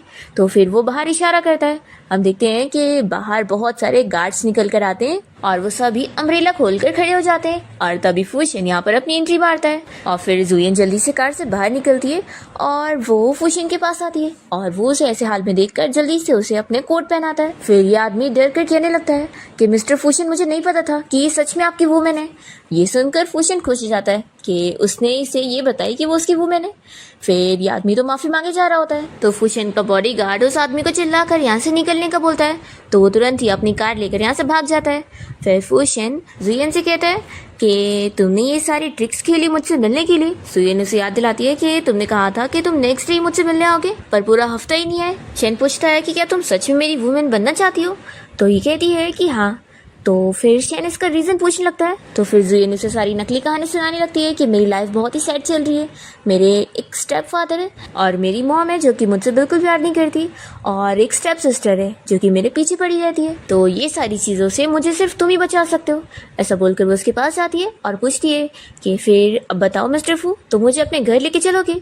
तो फिर शैन तो इसे दूर कर देता है और कहता है कि मैंने तुम्हें बताया नहीं ना कि तुम मुझे सबसे ज़्यादा तुम्हारे यूनिफॉर्म में ही अच्छी लगती हो। तो फिर ये सुनते ही जुयन अपने कपड़े की तरफ देखने लगती है। तो वो कहता है कि अरे ऐसे मत देखो, तुम अच्छी तरीके से जानती हो कि ये वो यूनिफॉर्म नहीं है जिसकी मैं बात कर रहा हूँ, तो मैं उम्मीद करता हूँ कि नेक्स्ट टाइम तुम वो यूनिफॉर्म पहनोगी जो मैं देखना चाहता हूँ। और फिर ये सब बोलते हुए वो उसे अम्ब्रेला पकड़ाता है और कार में आके बैठता है। तो बॉडीगार्ड कहने लगता है कि बॉस, आप इतने दूर से उस लड़की के लिए यहाँ पर आए हुए थे, तो क्या आप उसे साथ में लेकर नहीं चलेंगे? आपको डर नहीं है उसे कुछ हो गया तो फिर शैन उसे गुस्से में देखता है, तो बॉडीगार्ड सीधा कार चलाकर उसे लेकर जाता है और जुयन बस खड़ी देखती रह जाती है। फिर वो अपने घर आने के बाद अपनी डैड की डायरी देखने लगती है जो कि थोड़ी बहुत जली हुई थी। उसमें एक फ़ोटो भी होता है और उस फोटो को देखते हुए वो सोचती है कि लगता है उसे मेरे बारे में सब पता है, लेकिन उसने कुछ बोला भी नहीं और ना कुछ मना किया है, तो आखिर वो करना क्या चाहता है। फिर ये याद करती है कि कैसे वो उसे कह रहा था कि वो उसे उसके यूनिफॉर्म में देखना पसंद करता है। फिर ये सोचती है कि चलो, लगता है उसे मेरा ये मसाज पार्लर वाला यूनिफॉर्म पसंद नहीं है, तो अब टाइम आ गया है अपना ड्रेस चेंज करने का। फिर ये तुरंत ही किसी को कॉल लगाती है और कहती है कि मैं सॉन्ग की फियांसी बात कर रही हूँ, मुझे कुछ काम था। और फिर नेक्स्ट हम देखते हैं कि फूशिन कंपनी क्या होता है बोर्ड मीटिंग के लिए, और जो सारे शेयर होल्डर आए होते हैं वो उसके साथ एक कॉन्ट्रैक्ट साइन करना चाह रहे होते हैं ताकि आगे चल के कहीं वो कोई प्रॉफिट देने में चीटिंग ना कर दे, तो उन लोग के पास कॉन्ट्रैक्ट होना चाहिए। और इसके लिए वो लोग क्या लॉयर को बुलाते हैं, और लॉयर कोई और नहीं बल्कि जुयन होती है। और फूशिन उसे देखकर खुश हो जाता है। फिर वो उन लोगों को कॉन्ट्रैक्ट पढ़कर सारी डिटेल बताने लगती है और वो फूशिन को अपना बिजनेस कार्ड भी देती है। फिर इसके बाद फूशिन मान जाता है कि ठीक है, कॉन्ट्रैक्ट में साइन कर दूंगा, और वो जुयन से कहता है कि ठीक है मिस लॉयर, आप मेरे ऑफिस में आ जाना कॉन्ट्रैक्ट साइन करवाने। ऐसा बोलकर वो चला जाता है। और फिर इसके बाद हम देखते हैं कि वो जब यहाँ अपने ऑफिस में होता है तो जुयन यहाँ आ जाती है और यहाँ पर फूशिन अपने पौधों को पानी देते हुए उसके ऊपर भी पानी डाल देता है। तो ये कहती है कि लगता है मिस्टर फूशिन को मेरा ये यूनिफॉर्म पसंद नहीं आया। तो शन कहता है कि पिछला तुम्हारा करियर जो था उससे इस बार का करियर काफ़ी ज़्यादा प्रोग्रेस नहीं कर गया। ऐसा बोलते हैं फूशिन उसके नज़दीक जाता है और उसे कहता है कि आज हम फिर से क्विक क्वेश्चन और आंसर का गेम खेलेंगे उस दिन की तरह। और फिर वो उसका नाम, एज और फिर जॉब पूछने लगता है। तो वो उसे बताती जाती है और कहती है कि मैं लॉयर के साथ साथ आपकी मसाज केयरटेकर भी हूँ। तो फिर वो कहता है कि चलो और डीप में क्वेश्चन पूछता हूँ, उस दिन वो मिस्टर सॉन्ग तो तुम्हें याद हो गई, तो क्या तुम मुझे बताओगी कि उसके साथ तुम्हारा क्या रिलेशन है? तो फिर जुयन उसे नहीं बता रही होती है कि वो उसका फियांसी है। इतने में इसे सॉन्ग की मॉम की कॉल आ जाती है। तो फूशिन जल्दी से इसका फ़ोन लेकर कॉल रिसीव करता है और सॉन्ग की मॉम जुयन से पूछ रही होती है कि आखिर सॉन्ग मेरा कॉल क्यों नहीं उठा रहा है, वो कहाँ पर है? तो जुयन कहती है कि आंटी आप फिक्र मत करो, वो किसी काम से अब्रॉड गया हुआ है। तो फिर ये सुनते के साथ ही सॉन्ग की मॉम कहती है कि लेकिन मैंने सुनी कि वो कोई प्रॉब्लम में फंस गया है। तो फिर जुयन उन्हें समझा दी है कि आप फिक्र मत करो, वो सेफ है और जब उसका काम हो जाएगा तो वो वापस आ जाएगा। तो फिर सॉन्ग की मॉम मान जाती है और कहती है कि वैसे तुम दोनों काम में कितना बिजी रहते हो, आखिर तुम दोनों अब शादी करने का कब प्लान कर रहे हो? मुझे जल्दी से मेरे ग्रैंड चिल्ड्रन देखने। ये सुनते के साथ ही जुयन कहती है कि आंटी अभी मैं बिजी हूँ, और वो जल्दी से कॉल कट कर देती है। फिर फूशिन से पूछता है कि वो जो सॉन्ग की बात कर रही थी वो वही लड़का है ना जो हम लोग को देख रहा था? पर जुयन तो इसका जवाब देने के बजाय उसे कहती है कि उसका ये इंटरव्यू लेने का मेथड काफ़ी ज़्यादा डिफरेंट है, और वो उसे हक करने लगती है। तो फिर जल्दी से फूशिन से दूर कर देता है और कहता है कि वैसे मुझे तुम्हारा ये यूनिफॉर्म पसंद आया, तो अब मैं नेक्स्ट टाइम तुम्हें और दूसरा यूनिफॉर्म दूंगा। ऐसा कहकर वो चला जाता है और फिर उसका बॉडीगार्ड यहाँ पर आकर जुयन को एक ड्रेस देता है और कहता है कि बॉस ने कहा है कि आज रात वो आपका इंतज़ार करेंगे। और फिर हम देखते हैं कि जुयन यहाँ नर्स वाले कपड़े पहनकर जब यहाँ पहुँचती है तो फिर बॉडीगार्ड उसे फर्स्ट एड किट भी पकड़ाता है। तो ये कहती है कि क्या पूरी तरीके से एक्टिंग करनी है? तो बताता है कि हाँ, बॉस ने कहा है आज आपको एक एंजल का रोल प्ले करना है और जाकर किसी की फर्स्ट एड करना है। फिर जुयन जैसी सॉन्ग के पास पहुंचती है तो वो तो उसे देख के खुश हो जाता है, पर फिर सीसीटीवी कैमरा देखकर वो अपने आप को रोककर पीछे होता है। तो ये कहती है कि उसे ऑलरेडी हम दोनों के रिलेशनशिप के बारे में पता है। जुयन उसे मेडिसिन लगाने लग जाती है और उससे पूछती है कि क्या तुम मुझे बताओगे कि उसने आखिर तुम्हें यहाँ क्यों पकड़ के रखा है? तो फिर ये कहता है कि मैं कोई चीज़ ढूंढ रहा था और उसे पता लग गया। तो जुयन पूछती है कि वो क्या चीज़ है? तो फिर सॉन्ग उसे बताता है कि वो फूशिन का इल्लीगल बैंक अकाउंट है। ये सुनते के साथ ये कहती है कि क्या वो इतना ज़रूरी है कि तुम मुझे उसके सामने ना पहचानने का प्रिटेंड कर रहे थे? तो फिर सॉन्ग कहने लगता है कि तुम मुझ पे यकीन करो, मैं ये सब तुम्हारे लिए कर रहा था। फिर इतने में से रिकॉर्डर में से फुशियन की आवाज़ आती है और वो इसे ऑर्डर देता है कि तुम अब भी मेरे रूम में मुझसे मिलने आओ। तो फिर जुएन यहाँ उसके रूम में आ जाती है और पूछती है कि क्या मिस्टर फुशियन आपकी तबीयत ठीक नहीं है। तो फुशियन इसे अपने पास आने का इशारा करता है और जुएन उसके हाथ की चोट देखकर कहती है कि लाओ मैं इसे ट्रीट कर दूँ। तो फिर वो कहता है कि तुम्हें ये सब भी आता है। जुएन उसे बताने लगती है कि सॉन्ग की मॉम डॉक्टर है और मैं उनके घर में पली बढ़ी हूँ, तो उन्होंने मुझे ये सारी चीज़ें सिखाई है। और फिर वो उसका पर्स चेक करते हुए अपनी स्टोरी भी सुनाने लग जाती है और कहती है कि मेरी और सॉन्ग की फैमिली नेबर्स थे, पर जब मैं छोटी थी तभी मेरे पेरेंट्स की मौत हो गई और तब मेरा ख्याल रखने के लिए ना मेरे पास कोई रिलेटिव था ना फ्रेंड्स, तभी सॉन्ग की मॉम ने मुझे अडॉप्ट करी थी। तो ये कहता है कि यानी सॉन्ग और तुम चाइल्डहुड फ्रेंड हो। तो फिर ये बताने लगती है कि सॉन्ग की फैमिली ने मेरा बहुत ही अच्छे से ख्याल रखा है, उन लोगों ने मुझे पाला और मुझे पढ़ाया भी और उन्हीं की वजह से मैं एक लॉयर बन चुकी हूँ। तो फिर ये कहता है कि अच्छा, तो तुम उनका फेवर रिटर्न करने के लिए सॉन्ग से शादी करने के लिए मानी थी। तो फिर ये बताने लगती है कि जब मैं छोटी थी तो सॉन्ग और मैं स्कूल में भी साथ थे, कॉलेज में भी साथ थे और फिर ग्रेजुएशन के बाद हम दोनों की इंगेजमेंट हो गई। और फिर ये इसका पल्स चेक करने के बाद इसे इसकी बीमारी के बारे में बता देती है कि वो ठीक से सो नहीं पाता है और उसे सपने वगैरह भी आते रहते हैं और वो काफ़ी चक्कर भी फील करता है। इसलिए वो उसका इलाज उसे बताती है कि उसे हेल्दी फूड्स खाना चाहिए और अपनी हेल्थ वगैरह पर ध्यान देना चाहिए। और वो कहती है कि वैसे ये सब तुम जैसे स्ट्रॉन्ग मैन के लिए तो कोई बड़ी बात नहीं है, तुम आसानी से सब कुछ ठीक कर लोगे। फिर फुशियन तो उससे इम्प्रेस हो जाता है और कहता है कि तुम तो अपनी काम में बहुत ही ज़्यादा अच्छी हो। तो ये कहती है कि फिर तो मुझे आपको थैंक्स करना पड़ेगा कि आपने मुझे ये मौका दिया अपना टैलेंट शो ऑफ करने का। तभी फुशियन उससे पूछने लगता है कि अभी जब सॉन्ग ने तुम्हें सबसे पहली बार देखा तो उसने तुम्हें बोला होगा ना कि तुम पुलिस को कॉल करो और उसे बचा लो। तो ये कुछ नहीं कहती है। तो फुशियन कहता है कि अच्छा, तो उसने तुम्हें पुलिस को कॉल करने नहीं बोला, यानी उसका गोल अभी भी अचीव नहीं हुआ है। तो फिर कहती है कि मिस्टर फुशियन आप कहना क्या चाहते हो। तो ये बताता है कि वो एक बैंक अकाउंट के बारे में पता करना चाह रहा है और अगर उसे वो पता चल गया तो फिर मैं बर्बाद हो जाऊंगा और मुझे जेल हो जाएगी। तो जुएन कहती है कि मिस्टर फुशियन आपको मुझे ये सारी चीज़ें इतना क्लियर बताने की ज़रूरत नहीं है। फुशियन कहता है कि तुम गेस करो कि आखिर वो ये चीज़ क्यों पता लगाना चाह रहा है और आखिर वो मुझे क्यों टारगेट कर रहा है। तो फिर जुएन याद करने लगती है कि उसने सॉन्ग को जब बोली थी कि रुको मैं पुलिस को कॉल करके तुम्हें बचा लूँगी, तो फिर उसने मना किया था और उसे बताया था कि मेरा वो बैंक अकाउंट ढूंढना बहुत ही ज़रूरी है और मैं ये सब अपने लिए नहीं कर रहा हूँ बल्कि तुम्हारे लिए कर रहा हूँ।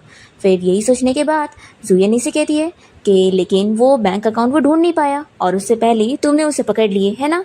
तो फिर ये सुनते के साथ ही फुशियन हंसने लगता है और इसे कहता है कि तुम्हें क्या लगता है कि मैंने उसे यहाँ से जाने नहीं दिया।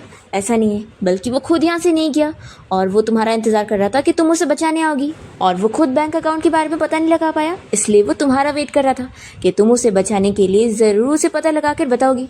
तो फिर ये कहती है कि फिर तो कितनी अच्छी बात है ना कि वो मुझे कितना ज़्यादा हाईली समझता है। तो फुशियन कहता है कि तुम्हें पता है वो ये सब क्यों कर रहा है, क्योंकि वो जानता है कि मैं तुम्हें लाइक करता हूँ। ये सुनते के साथ ही वो कहती है कि क्या हम दोनों पहले से एक दूसरे को जानते हैं। तो फुशियन तुरंत ही उसे उठा लेता है। जुएन कहती है कि तुमने अभी तक मेरा जवाब नहीं दिए। तो कहता है कि आज यहीं पर ही रुक जाओ, फिर तुम्हें खुद ही पता लग जाएगा। और फिर ऐसा बोलकर वो उसे बेड पे लिटा देता है और सोने के लिए बोलता है। तो फिर ये उसे देखी जा रही होती है। फुशियन कहता है कि अब क्या सोच रही हो। तो ये से कहती है कि क्या तुम्हें डर नहीं है कि मैं तुम्हें मार सकती हूँ और फिर बैंक अकाउंट के बारे में भी पता कर सकती हूँ।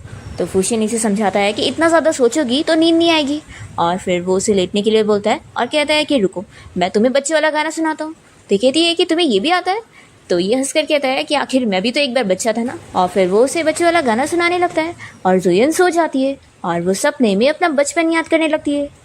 जुएन जब छोटी थी तो उसके डैड की मौत हो गई थी और उनका फ्यूनरल चल रहा था और हम देखते हैं कि फुशियन भी वहाँ फ्यूनरल में आया हुआ था और वो देख रहा था कि कैसे जुएन की मॉम वहाँ पर उसके डैड की वजह से रोने लग गई थी और अपनी मॉम को रोता हुआ देखकर वहाँ पर जुएन भी जब रोने लगती है तो फुशियन उसे उठाता है और जुएन उसके लिए उसे थैंक यू बोलकर अपने डैड का फोटो लेकर चली जाती है और फिर यही वो सपने में देखकर रो रही होती है। फुशियन को ये देखकर बहुत ही बुरा लग रहा होता है कि शायद वो बुरा सपना देख रही है। फिर अपने बचपन का सपना देखते हुए जुएन यहाँ सुबह जागती है और तभी मेड उसके लिए एक ड्रेस लेकर आती है और बताती है कि मैडम आपको ये ड्रेस पसंद आई कि नहीं, ये बॉस ने स्पेशली आपके लिए अरेंज करवाया। जुएन काफ़ी शौक होती है कि उसे मेरे पसंद का कलर कैसे पता है। फिर वो मेड से इस बारे में पूछती है कि फुशियन आखिर कहाँ है।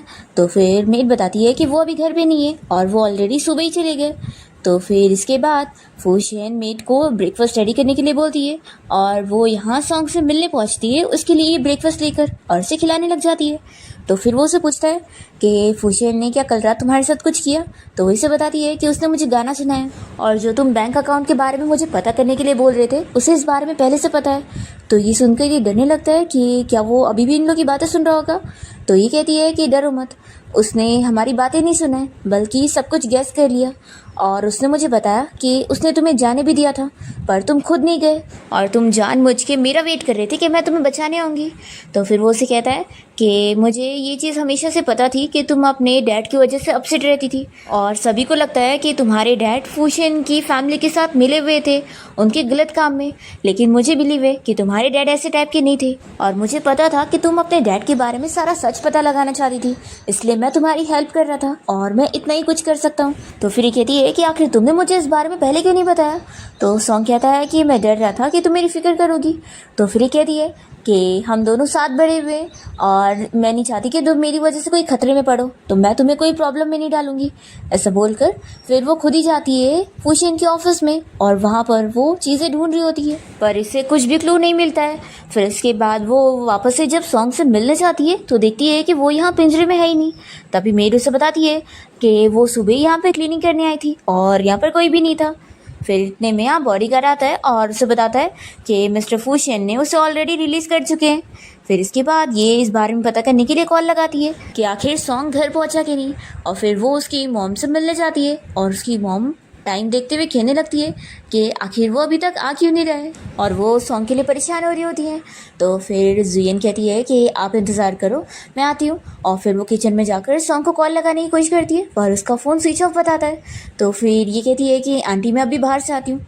और फिर जुयन सीधा फूशियन की कार के पास पहुंचती है और उसे पूछने लगती है कि सॉन्ग कहाँ पर है।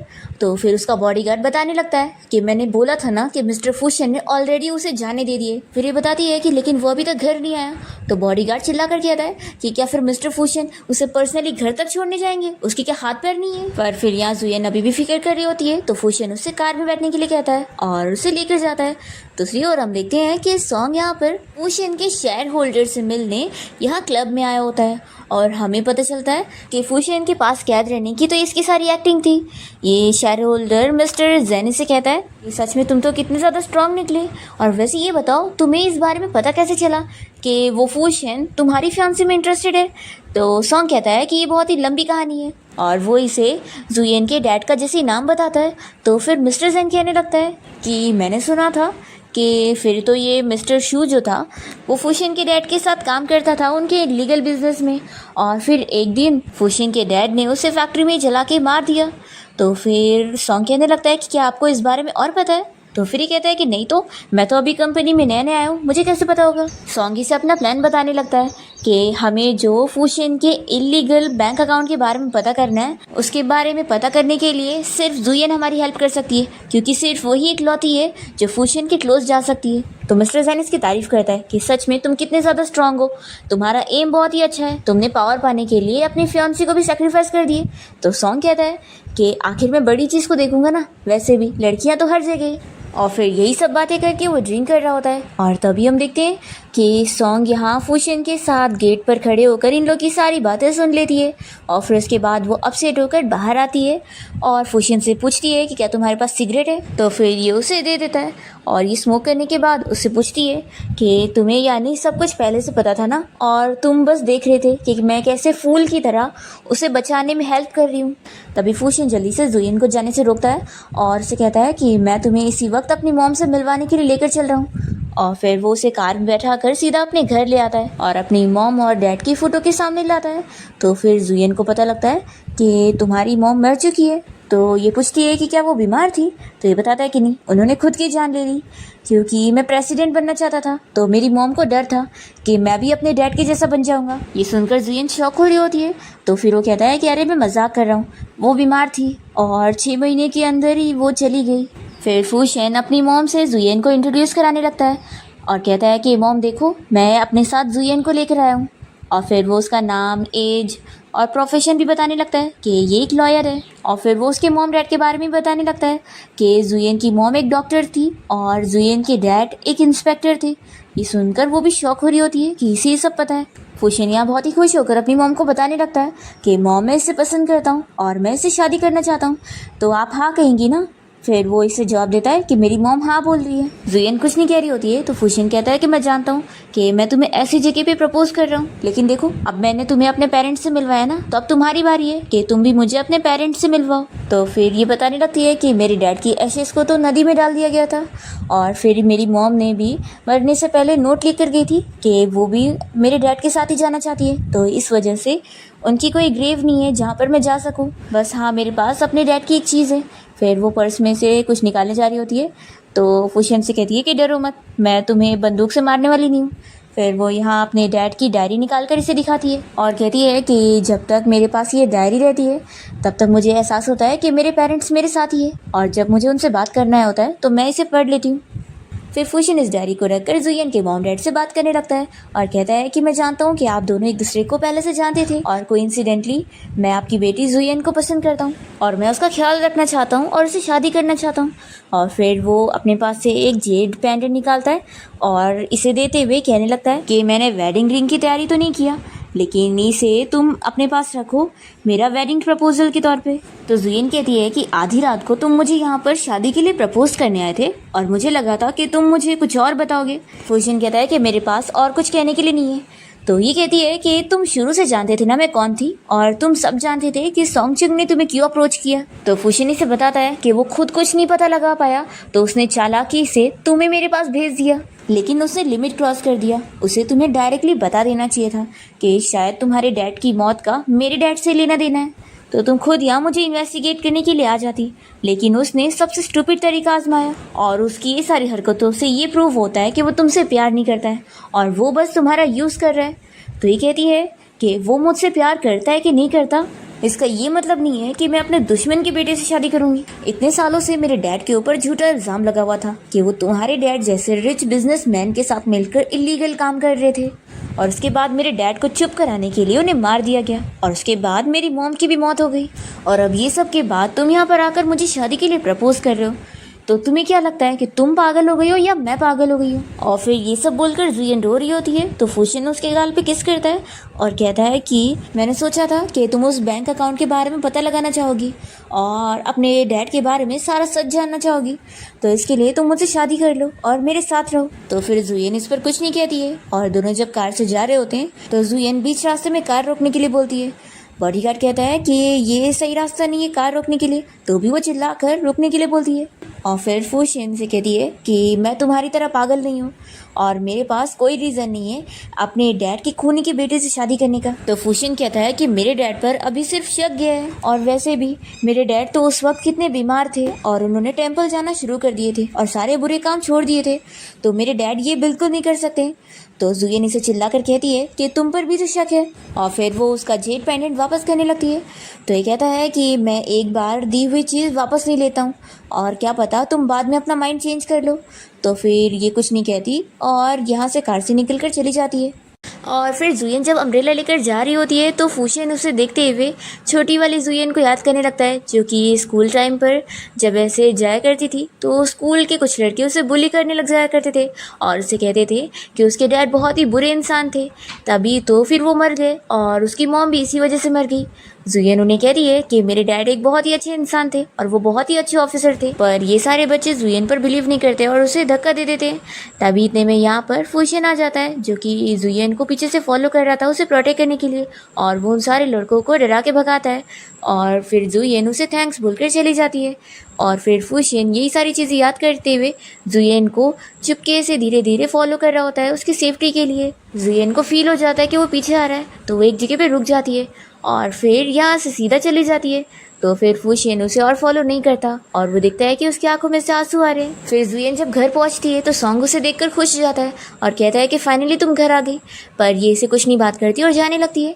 तभी वो उसके हाथ में वो जेड पेंडेंट देख लेता है और कहता है कि ये तुम्हारे पास कैसे, ये तो फुशिन का है ना, ये चीज़ उसके लिए बहुत ही इंपॉर्टेंट है, ये उसके डैड ने उसे दिया था जो कि उसे सेफ रखती है, तो उसने तुम्हें कैसे दे दिया। तो फिर ये बताती है कि फुशिन ने मुझे दिया है और उसने मुझे शादी के लिए प्रपोज किया है। ये सुनकर सोंग खुश हो जाता है। तो फिर कहती है कि अब तुम क्या कहना चाहोगे कि मैं उसे हाँ बोल दूँ। तो फिर कहता है कि हाँ, ये बहुत ही अच्छा मौका है, तुम उससे शादी कर लो। और जुयन, ये बहुत ही अच्छा मौका है, इस बात का फ़ायदा उठाओ कि वो तुम्हें लाइक करता है और इस मौके को हाथ से मत गो। जुयन सुनकर गुस्सा होती है और जाने लगती है और फिर वो रूम में जाकर अपना दरवाज़ा बंद कर लेती है। तो ये बाहर से ही उसे कहने लगता है कि देखो मैं जानता हूँ कि तुम अपने डैड के बारे में पता लगाना चाहती हो, तो इसमें मैं भी तुम्हारी हेल्प करूँगा। फिर नेक्स्ट डे हम देखते हैं कि जुयन अपने ऑफिस में बैठी होती है, तभी इसे न्यूज़ में पता चलता है कि फूशियन की किसी के साथ फाइट हो गई और उसे चोट लग गई है। फिर इतने में इसे फूशियन के बॉडीगार्ड का कॉल आता है और वो इसे बताता है कि मिस्टर फूशियन तकलीफ़ में और वो आपसे मिलना चाहते हैं। तो फिर जुयन उससे मिलने के लिए मान जाती है और जब वो यहाँ फूशियन के घर के बाहर पहुँचती है तो बॉडीगार्ड बाहर ही उसका वेट कर रहा होता है और उसे बताने लगता है कि मिस्टर फूशियन अंदर है, आप उनसे मिलने जाओ, वो आपका वेट कर रहे हैं। तो फिर ये अंदर आ जाती है और फिर ये उसके पास जैसी जाती है तो ये देखकर शॉक हो जाती है कि उसे कितनी ज़्यादा चोट लगी है। उसे पूछती है कि आखिर तुम हॉस्पिटल क्यों नहीं जा रहे हो? तो फिर कहता है कि हॉस्पिटल काफ़ी दूर है और जाते वक्त ही मैं मर जाऊंगा। तो जुयन कहती है कि लो मैं तुम्हारी हेल्प करती हूँ तुम्हारा ट्रीटमेंट करने में। तो ये देखकर वो कहता है कि तुम्हें वेस्टर्न मेडिसिन भी आती है। जुयन उसकी चोट पर मेडिसिन लगाते हुए उससे पूछने लगती है कि आखिर तुम्हें ये चोट कैसे लगी, क्योंकि तुमने वो अपना लकी वाला जेट पेंडेंट मुझे दे दिए इसलिए।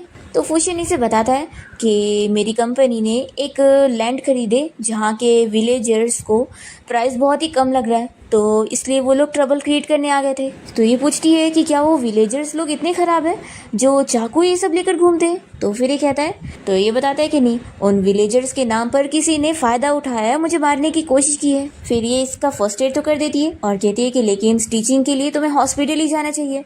तो फिर ये कहता है कि नहीं, तुम ही कर दो। तो जुयन कहती है कि मैंने ये कभी नहीं करी हूँ। तो फिर फूशियन उसे समझाता है कि तुम ऐसे सोच के कर लो कि तुम अपने दुश्मन को मार रही हो। तो फिर जुयन उसकी स्टिचिंग कर देती है और ये कहता है कि देखा तुम मुझसे इतनी नफरत नहीं करती हो, नहीं तो मेरी इतनी केयर नहीं करी होती।